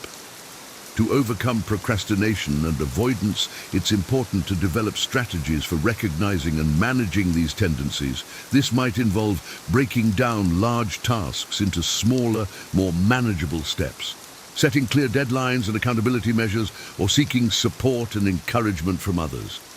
For instance, someone who struggles with procrastination on a large project at work might create a detailed timeline with specific milestones and check-ins, and enlist the help of a colleague or mentor to hold them accountable. Or someone who tends to avoid difficult conversations with loved ones might practice assertive communication techniques, such as using I statements and active listening, to build confidence and reduce anxiety around these interactions. It's also crucial to recognize that procrastination and avoidance often stem from deeper emotions, such as fear of failure, perfectionism, or low self-worth. By exploring and addressing these underlying issues, we can develop greater self-awareness and resilience in the face of challenges. For example, someone who procrastinates on pursuing a new career path out of fear of failure might work with a therapist or coach to build self-confidence and reframe their relationship with risk and uncertainty. Or someone who avoids setting boundaries with others out of a desire to please or avoid conflict might practice self-compassion and assertiveness, recognizing that their needs and well-being are valid and important. Ultimately, overcoming procrastination and avoidance requires a commitment to taking action, even in the face of discomfort or uncertainty. By developing strategies for managing these tendencies and building self-awareness and resilience, we create a foundation for lasting personal growth and success. 11. Unhealthy habits and self-sabotage. Unhealthy habits and self-sabotaging behaviors can be significant barriers to personal growth and well-being. These patterns can take many forms, such as poor sleep habits, unhealthy eating, negative self-talk, or engaging in activities that undermine our goals and values. For example, someone may turn to alcohol or drugs to cope with stress or anxiety, rather than developing healthy coping mechanisms such as exercise, meditation, or therapy. Or someone may repeatedly enter into toxic relationships or work environments, despite recognizing the negative impact on their mental and emotional well-being.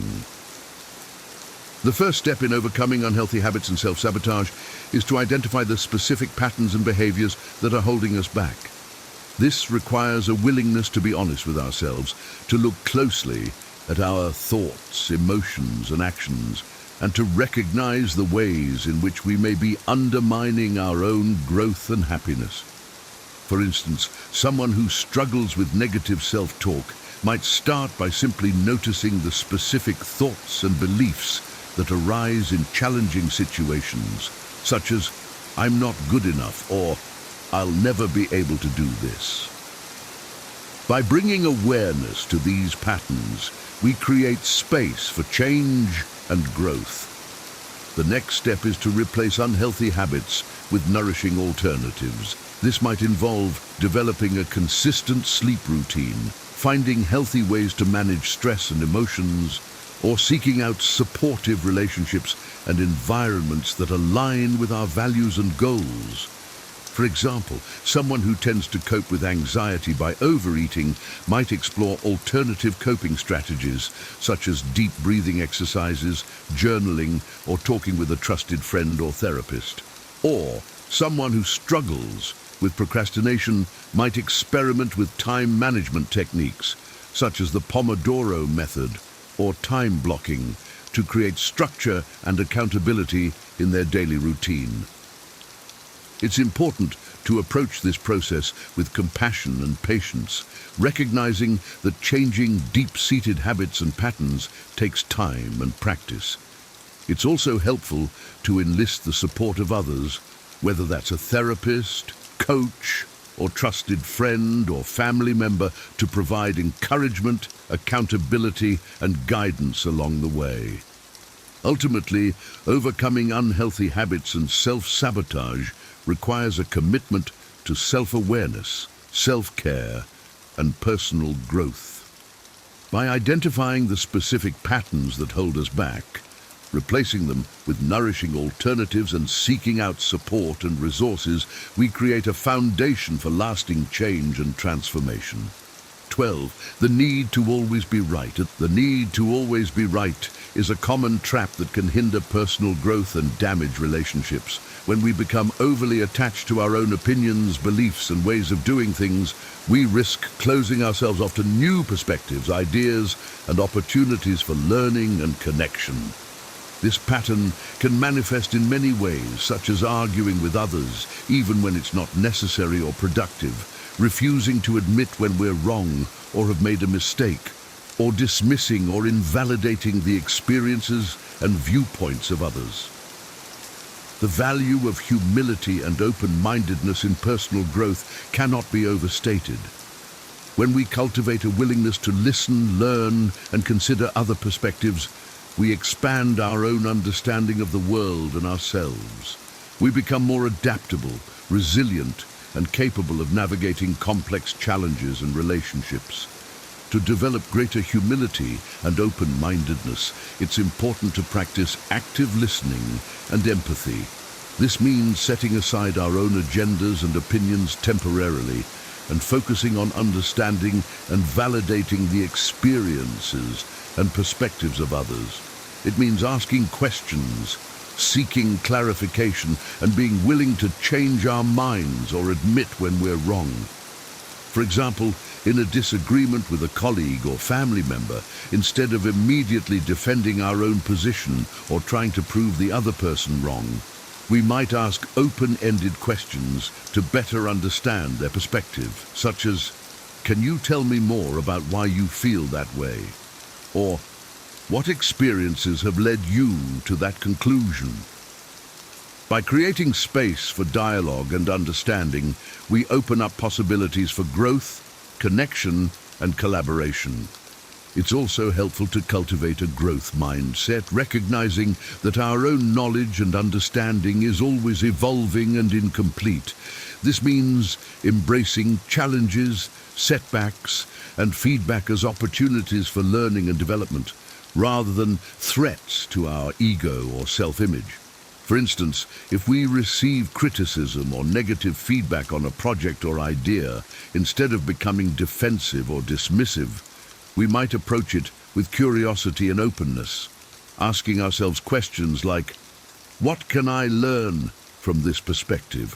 Or, "How can I use this feedback to improve and grow?" By reframing challenges as opportunities, we develop greater resilience, adaptability, and self-awareness. Ultimately, letting go of the need to always be right requires a deep commitment to personal growth and self-reflection. It means cultivating humility, empathy, and open-mindedness, and recognizing that our own perspectives and experiences are just one part of a vast and complex world. By embracing this mindset, we open ourselves up to new possibilities for learning, connection, and transformation, both within ourselves and in our relationships with others, promoting positivity in thought and speech. 13. Maintain privacy and discretion about relationship details.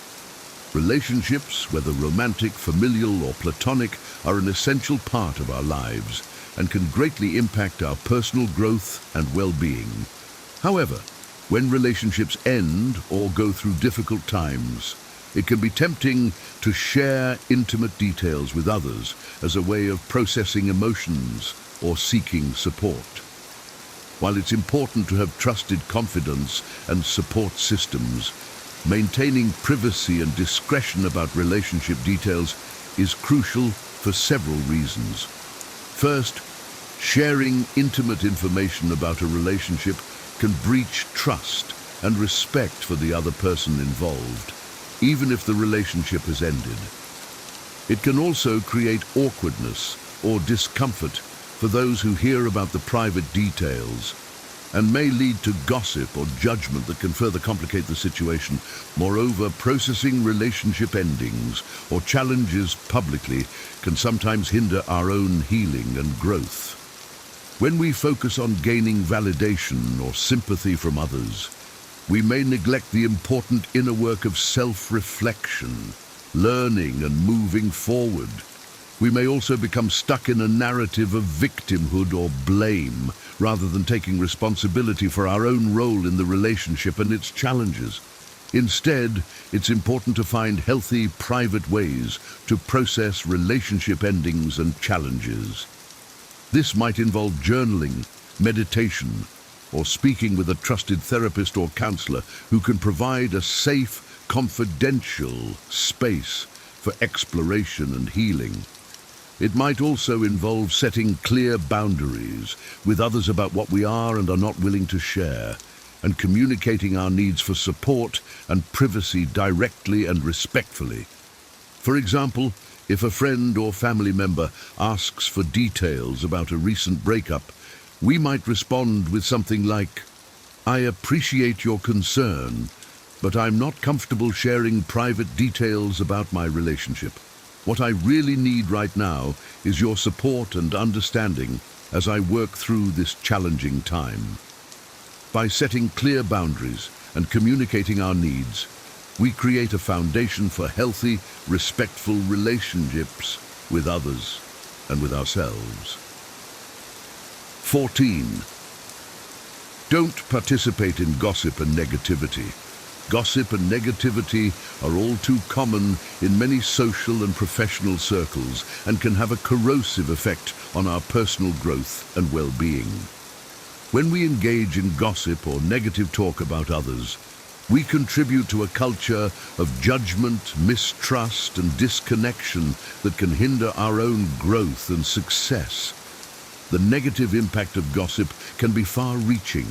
It can damage reputations, relationships, and opportunities, and create a toxic environment that breeds fear, resentment, and hostility. It can also reinforce negative stereotypes and prejudices and contribute to a culture of exclusion and discrimination. Moreover, participating in gossip and negativity can have a detrimental effect on our own mental and emotional well-being. When we focus on the faults and shortcomings of others, we neglect our own self-reflection and growth. We may become trapped in a cycle of judgment and criticism that leaves us feeling isolated, anxious, and unfulfilled. To avoid participating in gossip and negativity, it's important to cultivate a mindset of empathy, compassion, and positivity. This means looking for the best in others, even when they may be struggling or making mistakes. It means seeking to understand and support rather than judge and criticize. And it means modeling kindness, respect, and integrity in our own words and actions, even when it may be difficult or unpopular. For example, if we hear colleagues or friends engaging in negative gossip about someone else, we might gently redirect the conversation by saying something like, "I don't feel comfortable talking about someone who isn't here to defend themselves. Let's focus on the positive things we appreciate about each other and our work together." By setting a tone of empathy and respect, we create a ripple effect of positivity that can transform our relationships and communities. It's also important to be mindful of our own tendencies towards negativity and judgment, and to actively work to shift our mindset and behavior. This might involve practicing gratitude, self-compassion, and forgiveness, and surrounding ourselves with positive, supportive people who uplift and inspire us. Ultimately, avoiding gossip and negativity is about choosing to be a force for good in the world and recognizing that our words and actions have the power to heal or harm. By cultivating empathy, compassion, and positivity, we not only enhance our own personal growth and well-being, but also contribute to a more loving, connected, and thriving world. 15. Clutter and excess possessions. In our modern consumer culture, it's easy to accumulate clutter and excess possessions that can weigh us down both physically and emotionally. From overflowing closets and garages to crowded bookshelves and kitchen counters, the stuff we own can often take up valuable space in our lives and minds, hindering our ability to focus on what truly matters. The psychological benefits of simplifying our living spaces are well documented. Studies have shown that a decluttered environment can reduce stress and anxiety, improve focus and productivity, and even boost creativity and self-esteem. When we let go of the things that no longer serve us, we create space for new opportunities, experiences, and growth. Moreover, the process of decluttering itself can be a powerful tool for self-reflection and personal development. As we sort through our possessions, we are forced to confront our own values, priorities, and emotional attachments. We may discover that we've been holding on to things out of fear, guilt, or a sense of scarcity, rather than true necessity or joy.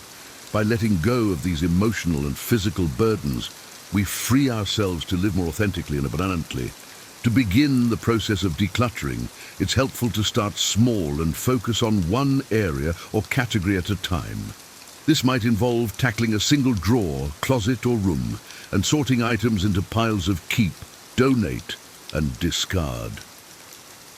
As we make decisions about what to let go of, it's important to be honest with ourselves about what truly brings us value and aligns with our goals and values. For example, we might ask ourselves questions like, when was the last time I used this item? Or, does this possession bring me joy or serve a necessary purpose in my life?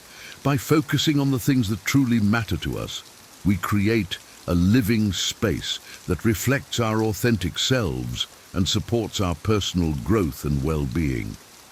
It's also helpful to develop systems and habits that prevent clutter from accumulating in the first place. This might involve implementing a one-in, one-out rule for new purchases, or regularly reassessing and purging our possessions to keep our spaces streamlined and intentional. Ultimately, decluttering our living spaces is about more than just tidying up our physical environment. It's about creating a foundation for a more purposeful, joyful, and fulfilling life, free from the distractions and burdens of excess. By letting go of the things that no longer serve us, we open ourselves up to new possibilities for growth, connection, and abundance. 16. Toxic relationships and one-sided friendships. Relationships are an essential part of our lives, providing us with support, connection, and opportunities for growth and learning. However, not all relationships are created equal, and some can be toxic or one-sided, draining our energy and hindering our personal development. Toxic relationships can take many forms, from overt abuse and manipulation to more subtle patterns of negativity, criticism, or disrespect. These relationships often leave us feeling depleted, anxious, and unsupported, and can even lead to physical and mental health problems over time. Similarly, one-sided friendships can be emotionally draining and unfulfilling as we pour our time, energy, and resources into a relationship that doesn't reciprocate or value our needs and boundaries. These imbalanced dynamics can leave us feeling resentful, unappreciated, and disconnected from our own desires and goals. To cultivate healthy, supportive relationships that uplift and inspire us, it's important to be discerning about the people we allow into our lives. This means surrounding ourselves with individuals who share our values, respect our boundaries, and contribute positively to our growth and well-being. It's also crucial to learn how to set and maintain healthy boundaries in our relationships, even with those closest to us. This might involve communicating our needs and expectations clearly and directly, and being willing to say no to requests or behaviors that don't align with our values or well-being. For example, if a friend consistently cancels plans at the last minute or fails to show up for us in times of need, we might have a conversation about how their behavior is impacting us and what we need from the relationship moving forward. If the friend is unwilling or unable to make changes, it may be necessary to reevaluate the relationship and prioritize our own self-care and growth. In some cases, it may be necessary to distance ourselves from toxic or one-sided relationships altogether in order to create space for healthier, more reciprocal connections. This can be a difficult and painful process, but it's an essential part of personal growth and self-respect. Ultimately, cultivating healthy, supportive relationships is about honoring ourselves and our own needs, while also being open to genuine connection and growth with others. By surrounding ourselves with people who uplift and inspire us, setting clear boundaries, and being willing to let go of relationships that no longer serve us, we create a foundation for lasting personal and interpersonal fulfillment. Embracing change and personal evolution. 17. Living in the past or worrying about the future. One of the greatest obstacles to personal growth and well-being is the tendency to live in the past or worry about the future, rather than being fully present in the moment. When we dwell on past regrets, mistakes, or traumas, we can become stuck in a cycle of shame, guilt, and self-doubt that prevents us from moving forward and embracing new opportunities. Similarly, when we constantly worry about future uncertainties or potential failures, we can become paralyzed by fear and anxiety, unable to take the risks and actions necessary for growth and success. The practice of mindfulness and present moment awareness is a powerful tool for overcoming these tendencies and cultivating a greater sense of peace, clarity, and purpose. By learning to focus our attention on the present moment, we can develop a deeper appreciation for the beauty and richness of life and a greater capacity for joy, gratitude, and connection. One key strategy for cultivating mindfulness is to develop a regular meditation or mindfulness practice. This might involve setting aside a few minutes each day to sit quietly and focus on the breath, or simply bringing a greater sense of awareness and presence to everyday activities like eating, walking, or conversations with others. Another important aspect of living in the present is learning to reframe our relationship with the past and future. While it's important to learn from our past experiences and plan for the future, we can do so in a way that is grounded in the present moment and aligned with our values and goals. For example, instead of dwelling on past mistakes or failures, we can choose to focus on the lessons and growth opportunities they provided and use them as a springboard for positive change in the present. Similarly, instead of worrying about future uncertainties, we can choose to focus on the actions and choices we can make in the present to create the future we desire. Ultimately, embracing the present moment is about cultivating a sense of trust and surrender, recognizing that life is always unfolding in ways that are beyond our control, but that we always have the power to choose our response and attitude in each moment. By practicing mindfulness and present moment awareness, we open ourselves up to the fullness and richness of life and develop a greater capacity for resilience, adaptability, and growth in the face of change and uncertainty. 18. Neglecting self-care and personal boundaries. In the pursuit of personal and professional success, it's easy to fall into the trap of neglecting our own self-care and personal boundaries. We may push ourselves to work longer hours, take on more responsibilities, or say yes to every request or invitation, all in the name of achievement and progress. However, over time, this constant striving and self-neglect can take a serious toll on our physical, mental, and emotional well-being, leading to burnout, stress, and even illness.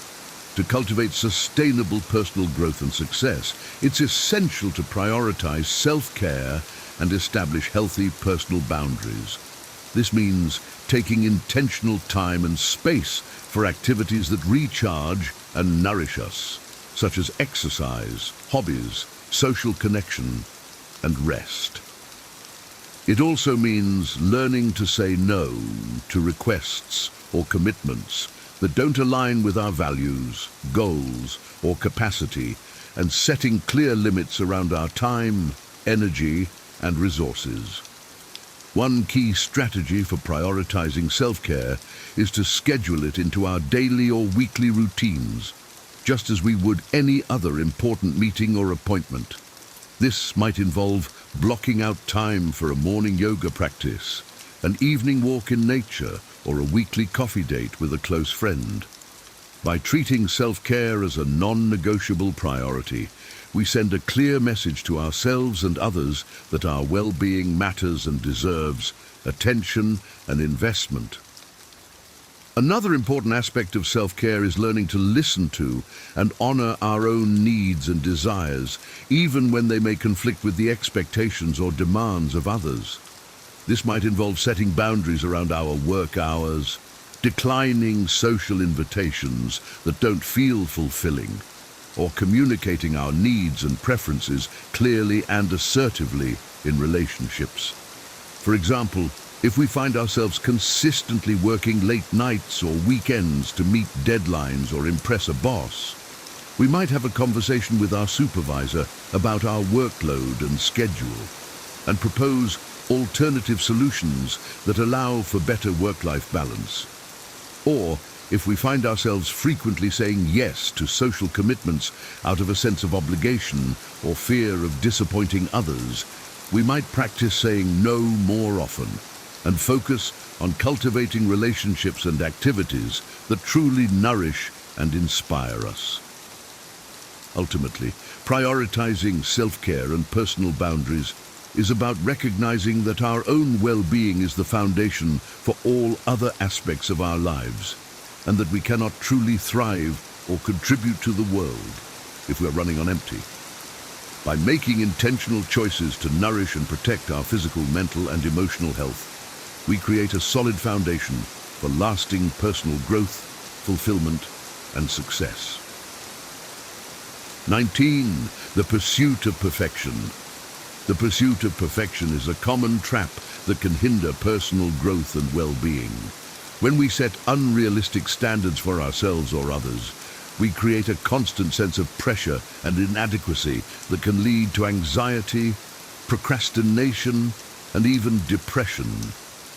We may become so focused on achieving a narrow ideal of success or beauty that we lose sight of the deeper values and experiences that give life meaning and joy.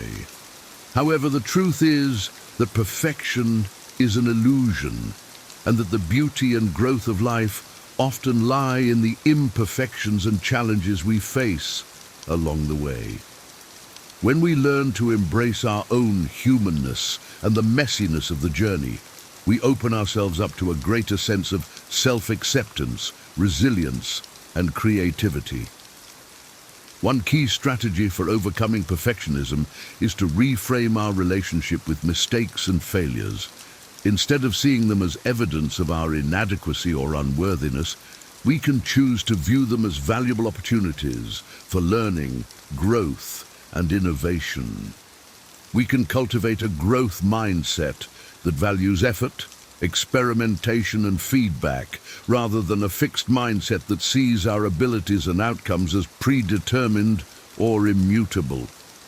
For example, if we receive critical feedback on a project or performance, instead of becoming defensive or discouraged, we can choose to approach the feedback with curiosity and openness, asking ourselves what we can learn from the experience and how we can use it to improve and evolve.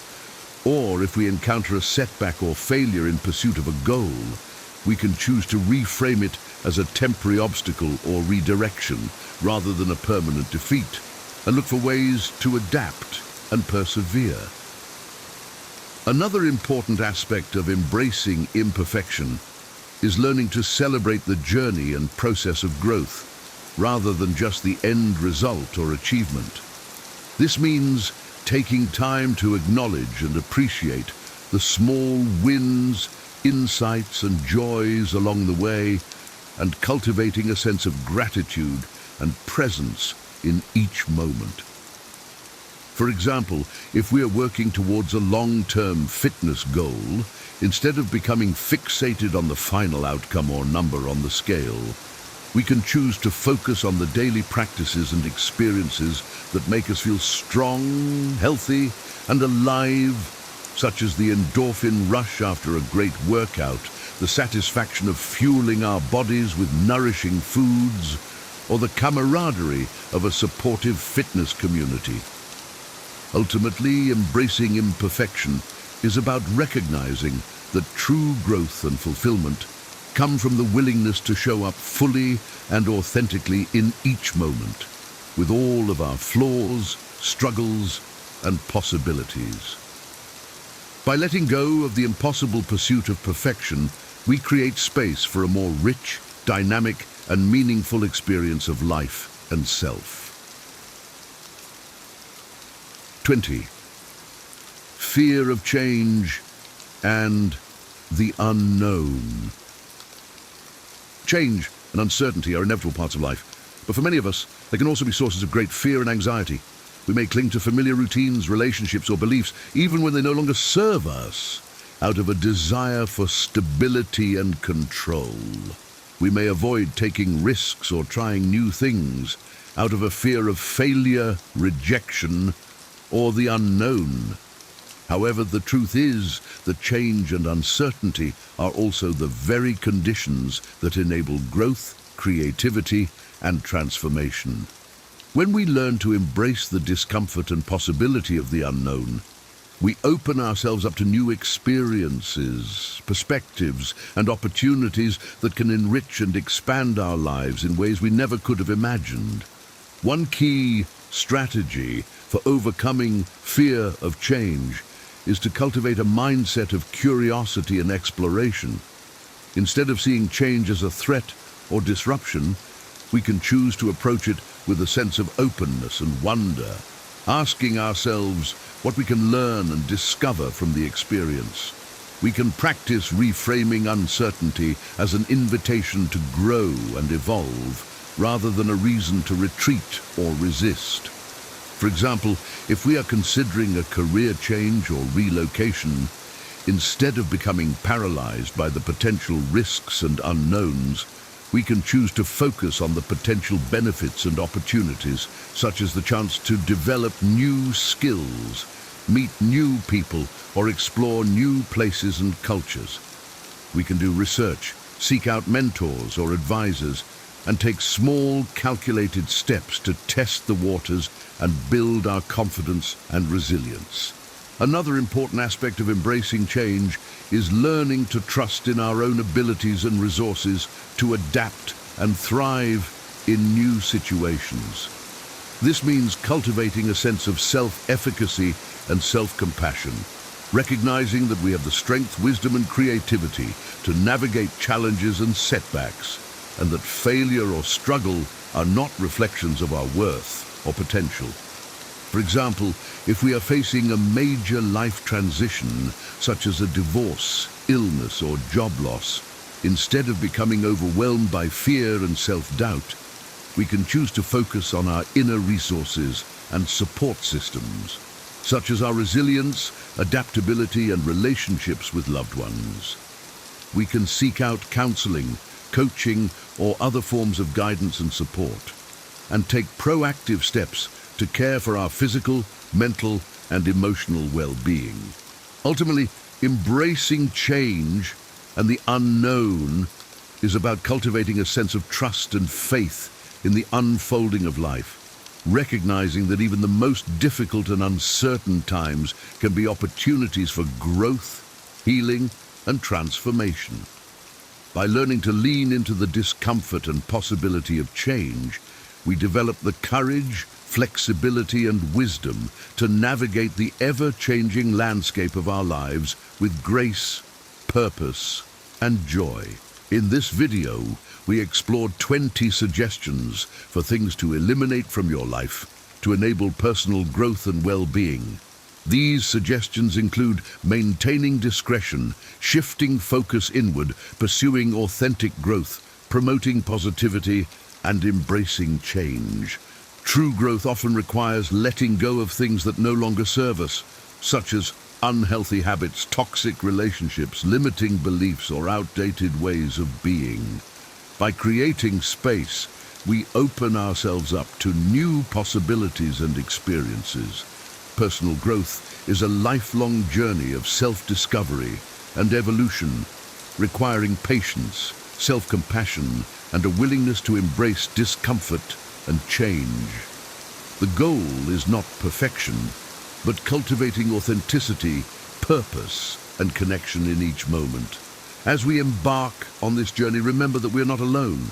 Resources, support, and inspiration are available through therapy, coaching, spiritual practice, creative expression, and the guidance of trusted friends and mentors. Let us begin this journey with excitement, knowing that by eliminating what holds us back, we create space for a life of greater meaning and joy. Embrace the present moment and trust in your unique path of growth and transformation. Remember, you always have the power to choose love, curiosity, and self-compassion, creating a life that reflects your deepest desires and values. Here are 10 powerful ways to pull yourself out of depression and start feeling alive again, backed by real examples and practical advice you can use right now. Depression can feel like a heavy fog, making it hard to see a way forward. But what if I told you that a few small changes, like taking just 5 minutes a day to focus on your breathing or stepping outside for a simple walk, could start lifting that fog? These aren't abstract ideas, they're actionable, proven strategies that have helped thousands. Here's the twist. Not all solutions are obvious. Did you know that helping someone else could help you heal faster? Or that limiting social media can do wonders for your mental clarity? These insights might challenge what you think you know about recovery. This isn't just about feeling better. It's about taking back control, one step at a time. Whether it's establishing a simple daily routine, connecting with people who care, or practicing gratitude in small ways, these strategies work together to rebuild your emotional foundation. Stay with me, because by the end of this video, you'll have practical tools and real hope to tackle depression head-on. Let's dive in. 1. Practice mindfulness daily. Mindfulness is one of the most powerful tools to combat depression, and its beauty lies in its simplicity. Depression often pulls us into the past, dwelling on regrets, mistakes, or lost opportunities, or thrust us into the future, worrying about uncertainties. Mindfulness allows us to pause and fully experience the present moment, breaking this cycle of negativity.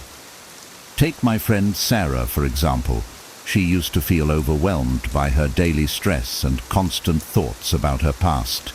Every evening, she'd find herself replaying conversations or worrying about things he couldn't control.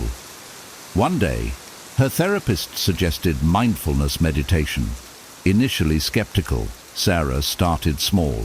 She set a timer for 5 minutes and focused only on her breathing. Whenever her mind wandered, she gently brought it back. After a few weeks, Sarah noticed subtle changes. When she heard birds chirping outside, she paused to enjoy the sound instead of rushing through her morning. She started eating slower, savoring each bite of her meals rather than scrolling through her phone. Mindfulness isn't limited to meditation. It's about being present in any activity. For instance, while washing dishes, you can focus on the sensation of water on your hands or the sound of clinking plates. Similarly, during a walk, notice the colors of leaves, the texture of the ground, or the rhythm of your steps. Studies support Sarah's experience. Harvard research shows that mindfulness can significantly reduce symptoms of depression by rewiring the brain's neural pathways. You don't need to be perfect at it. The key is consistency. Even if you start with a single mindful breath, you're building a foundation to reclaim your mental peace. As Sarah often says now, mindfulness saved my mind, one moment at a time. 2. Prioritize physical activity. Physical activity is often referred to as a natural antidepressant, and for good reason. Exercise releases endorphins, which are chemicals in the brain that act as natural mood elevators. But beyond the science, real-life examples show how transformative movement can be for mental health. Take Jason, a 35-year-old graphic designer. When he was diagnosed with depression, his therapist suggested regular exercise. Jason hated gyms, so he started small, just walking around his block for 10 minutes each morning. At first, he didn't notice much change. But after a week, he realized his mornings felt a little less heavy, and he was more energized for work. Encouraged, Jason gradually increased his walks to 30 minutes. Over time, he even started jogging and later joined a local running group. The camaraderie of exercising with others added a social element that further lifted his spirits. Today, Jason credits those morning walks with kickstarting his journey out of depression. Physical activity doesn't have to mean grueling workouts or hitting the gym. It's about finding what works for you. Yoga can be a gentle way to combine movement with mindfulness. Dancing to your favorite songs in your living room can be both fun and therapeutic. Even household chores like gardening or cleaning count as physical activity. Scientific studies show that as little as 20 minutes of exercise 3 times a week can significantly reduce depressive symptoms. If motivation is an issue, consider pairing the activity with something enjoyable. For example, walk in a park while listening to an audiobook or podcast you love. The key is to start small and be consistent. Just like Jason, you might find that those initial steps, literally and figuratively, are the start of a powerful journey toward reclaiming your joy and energy. 3. Connect with trusted people. Depression often convinces us that we're alone, but reaching out to trusted people can be a lifeline. Talking about your struggles, even briefly, can make you feel less isolated and create space for support and understanding. Consider Maria, a single mother who struggled with depression after losing her job. She felt ashamed and withdrew from her friends and family, thinking they wouldn't understand. One evening, overwhelmed by her thoughts, she called her best friend, Anna. Although Maria was hesitant to share everything, she simply said, "I'm not okay." To Maria's surprise, Anna didn't judge or offer unsolicited advice. She listened. That conversation became a turning point. Anna encouraged Maria to meet up weekly, even if just for coffee or a walk. Slowly, Maria began to feel less burdened, knowing someone cared. Sometimes it's not about solving problems, but having someone hold space for your emotions. Reaching out doesn't have to be a grand gesture. A simple message like, "Can we talk? I'm having a tough time," can open doors to meaningful connections. If you don't feel comfortable talking to friends or family, consider joining support groups or connecting with a therapist. For example, John, a software engineer battling depression, found solace in an online community where members shared their struggles anonymously. Knowing he wasn't alone gave him hope and strength.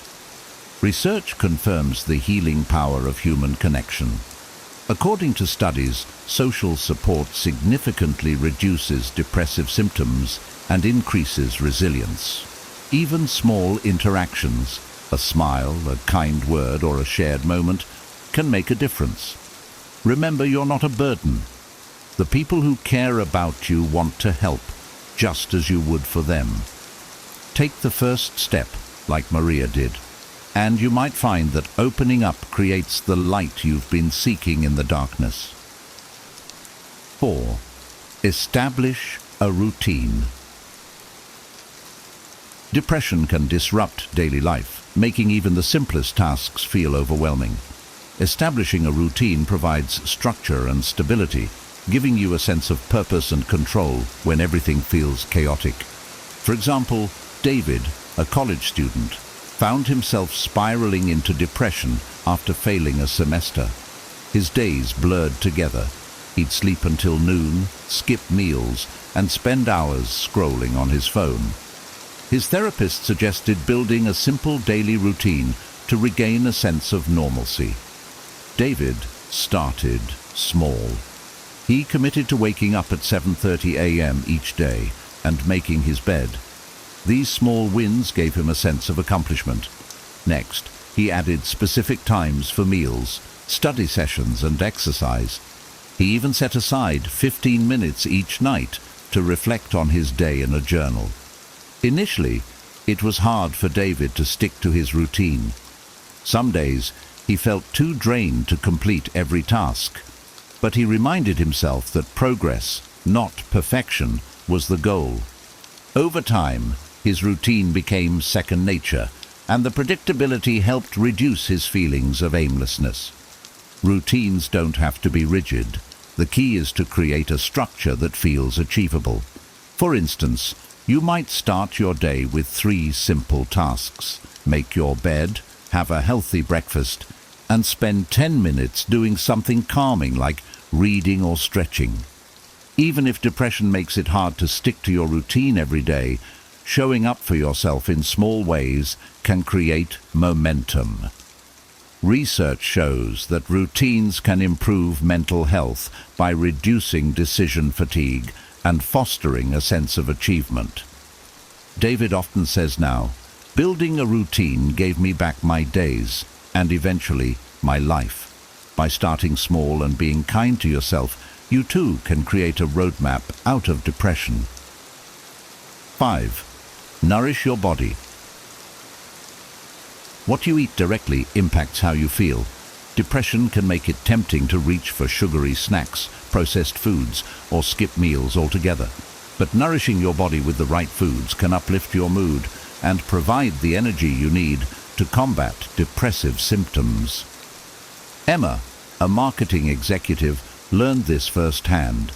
She used to rely on fast food and caffeine during her long workdays, especially when she felt low. Her meals were quick fixes, burgers, chips, and endless cups of coffee. Over time, she noticed her energy levels crashing and her mood worsening. After consulting a nutritionist, Emma made small, manageable changes to her diet. She started incorporating omega-3 rich foods like salmon and walnuts, which are proven to support brain health. She swapped sugary snacks for fresh fruits like blueberries, known for their antioxidant properties. She also added leafy greens like spinach to her meals, boosting her intake of folate, a nutrient linked to improved mood. Within a few weeks, Emma felt the difference. Her energy was more consistent throughout the day, and her depressive episodes felt less overwhelming. She wasn't perfect. There were still days when she indulged in comfort food. But her overall habits shifted toward balance and nourishment. You don't have to overhaul your diet overnight. Start with simple changes, like drinking more water, adding a handful of nuts as a snack, or having a balanced breakfast. Avoid excessive sugar and processed foods, as they can lead to mood crashes. Research backs this up. A 2019 study found that a Mediterranean-style diet, rich in vegetables, fruits, whole grains and healthy fats, can significantly reduce depression. Remember, food is fuel, not just for your body but for your mind. Like Emma, small dietary adjustments can pave the way to a healthier, happier you. 6. Engage in a creative outlet. Creativity can be a powerful escape from the grip of depression, providing a means to express emotions that might be too difficult to articulate. Engaging in a creative activity, whether it's painting, writing, crafting, or music, can help you process feelings and channel your energy into something meaningful. Consider Mark, a middle school teacher who battled depression after losing his father. Overwhelmed by grief and unable to open up to anyone, Mark felt stuck in a cycle of sadness and detachment. One evening, while rummaging through a closet, he found an old sketchbook from his college days. Hesitant but curious, he decided to start drawing again. At first, Mark's sketches were simple and unstructured, just random doodles while he listened to music. But as he kept at it, he found himself creating more elaborate drawings that reflected his emotions. A stormy sky represented his anger. A serene forest captured moments of peace. These drawings became a visual diary, helping him process his grief in a way words couldn't. Creative outlets don't have to be traditional art forms. Emily, for example, found baking therapeutic. The process of measuring ingredients, kneading dough, and watching her creations come to life gave her a sense of control and accomplishment during a particularly challenging time. Science supports this approach. Studies show that creative activities reduce stress and increase dopamine levels, which play a role in mood regulation. You don't have to be an artist or a chef. Creativity is personal and doesn't require perfection. Start with something simple. Write a poem, knit a scarf, or even color in a coloring book. Like Mark, you may find that expressing yourself creatively not only relieves depressive symptoms, but also reignites a sense of purpose and joy. 7. Practice gratitude. Depression often clouds our perspective, making it hard to see the positives in life. Practicing gratitude can help shift your focus from what's wrong to what's right, even in small ways. By acknowledging the good things, no matter how minor, you can reframe your outlook and reduce depressive symptoms. Take Lisa, a corporate lawyer who fell into depression after a stressful year at work. Her therapist suggested starting a gratitude journal. Skeptical at first, Lisa decided to give it a try. Each night before bed, she wrote down 3 things she was grateful for. The first few entries were simple. I had a good cup of coffee today, the sunset was beautiful, and I finished my work without overtime. Over time, Lisa found herself noticing more positive moments throughout the day. knowing she'd need to write about them later. This small habit shifted her mindset from focusing on her stress to appreciating life's everyday joys. Gratitude isn't just about journaling. It can be expressed in different ways. For example, John, a college student battling depression, started texting a friend or family member each day to thank them for something specific, like their support or a kind gesture. The responses he received deepened his connections and reminded him that he wasn't alone. Research supports the benefits of gratitude. Studies show that regularly practicing gratitude can increase happiness and reduce symptoms of depression by fostering a sense of appreciation and perspective. If writing or texting feels like too much, start mentally listing 3 things you're grateful for when you wake up or before you sleep. Like Lisa, you may find that even in the darkest times, gratitude is a light that can guide you toward healing. 8. Limit social media use.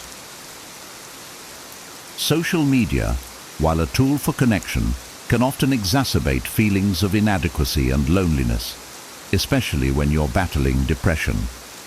The curated highlight reels of others' lives can make you compare your worst moments to someone else's best, deepening the sense of despair. Emily, a 27-year-old designer, discovered this firsthand. After a breakup, she found herself scrolling endlessly through Instagram, seeing happy couples and picture-perfect vacations. It only made her feel worse. Her therapist suggested a 7-day social media detox to break the habit. Reluctantly, Emily removed social apps from her phone and replaced that time with activities like reading and journaling. By the end of the week, she felt lighter and more present in her daily life. Encouraged, she reinstalled the apps, but set boundaries. No more than 30 minutes a day, and no social media in the first hour after waking or before bed.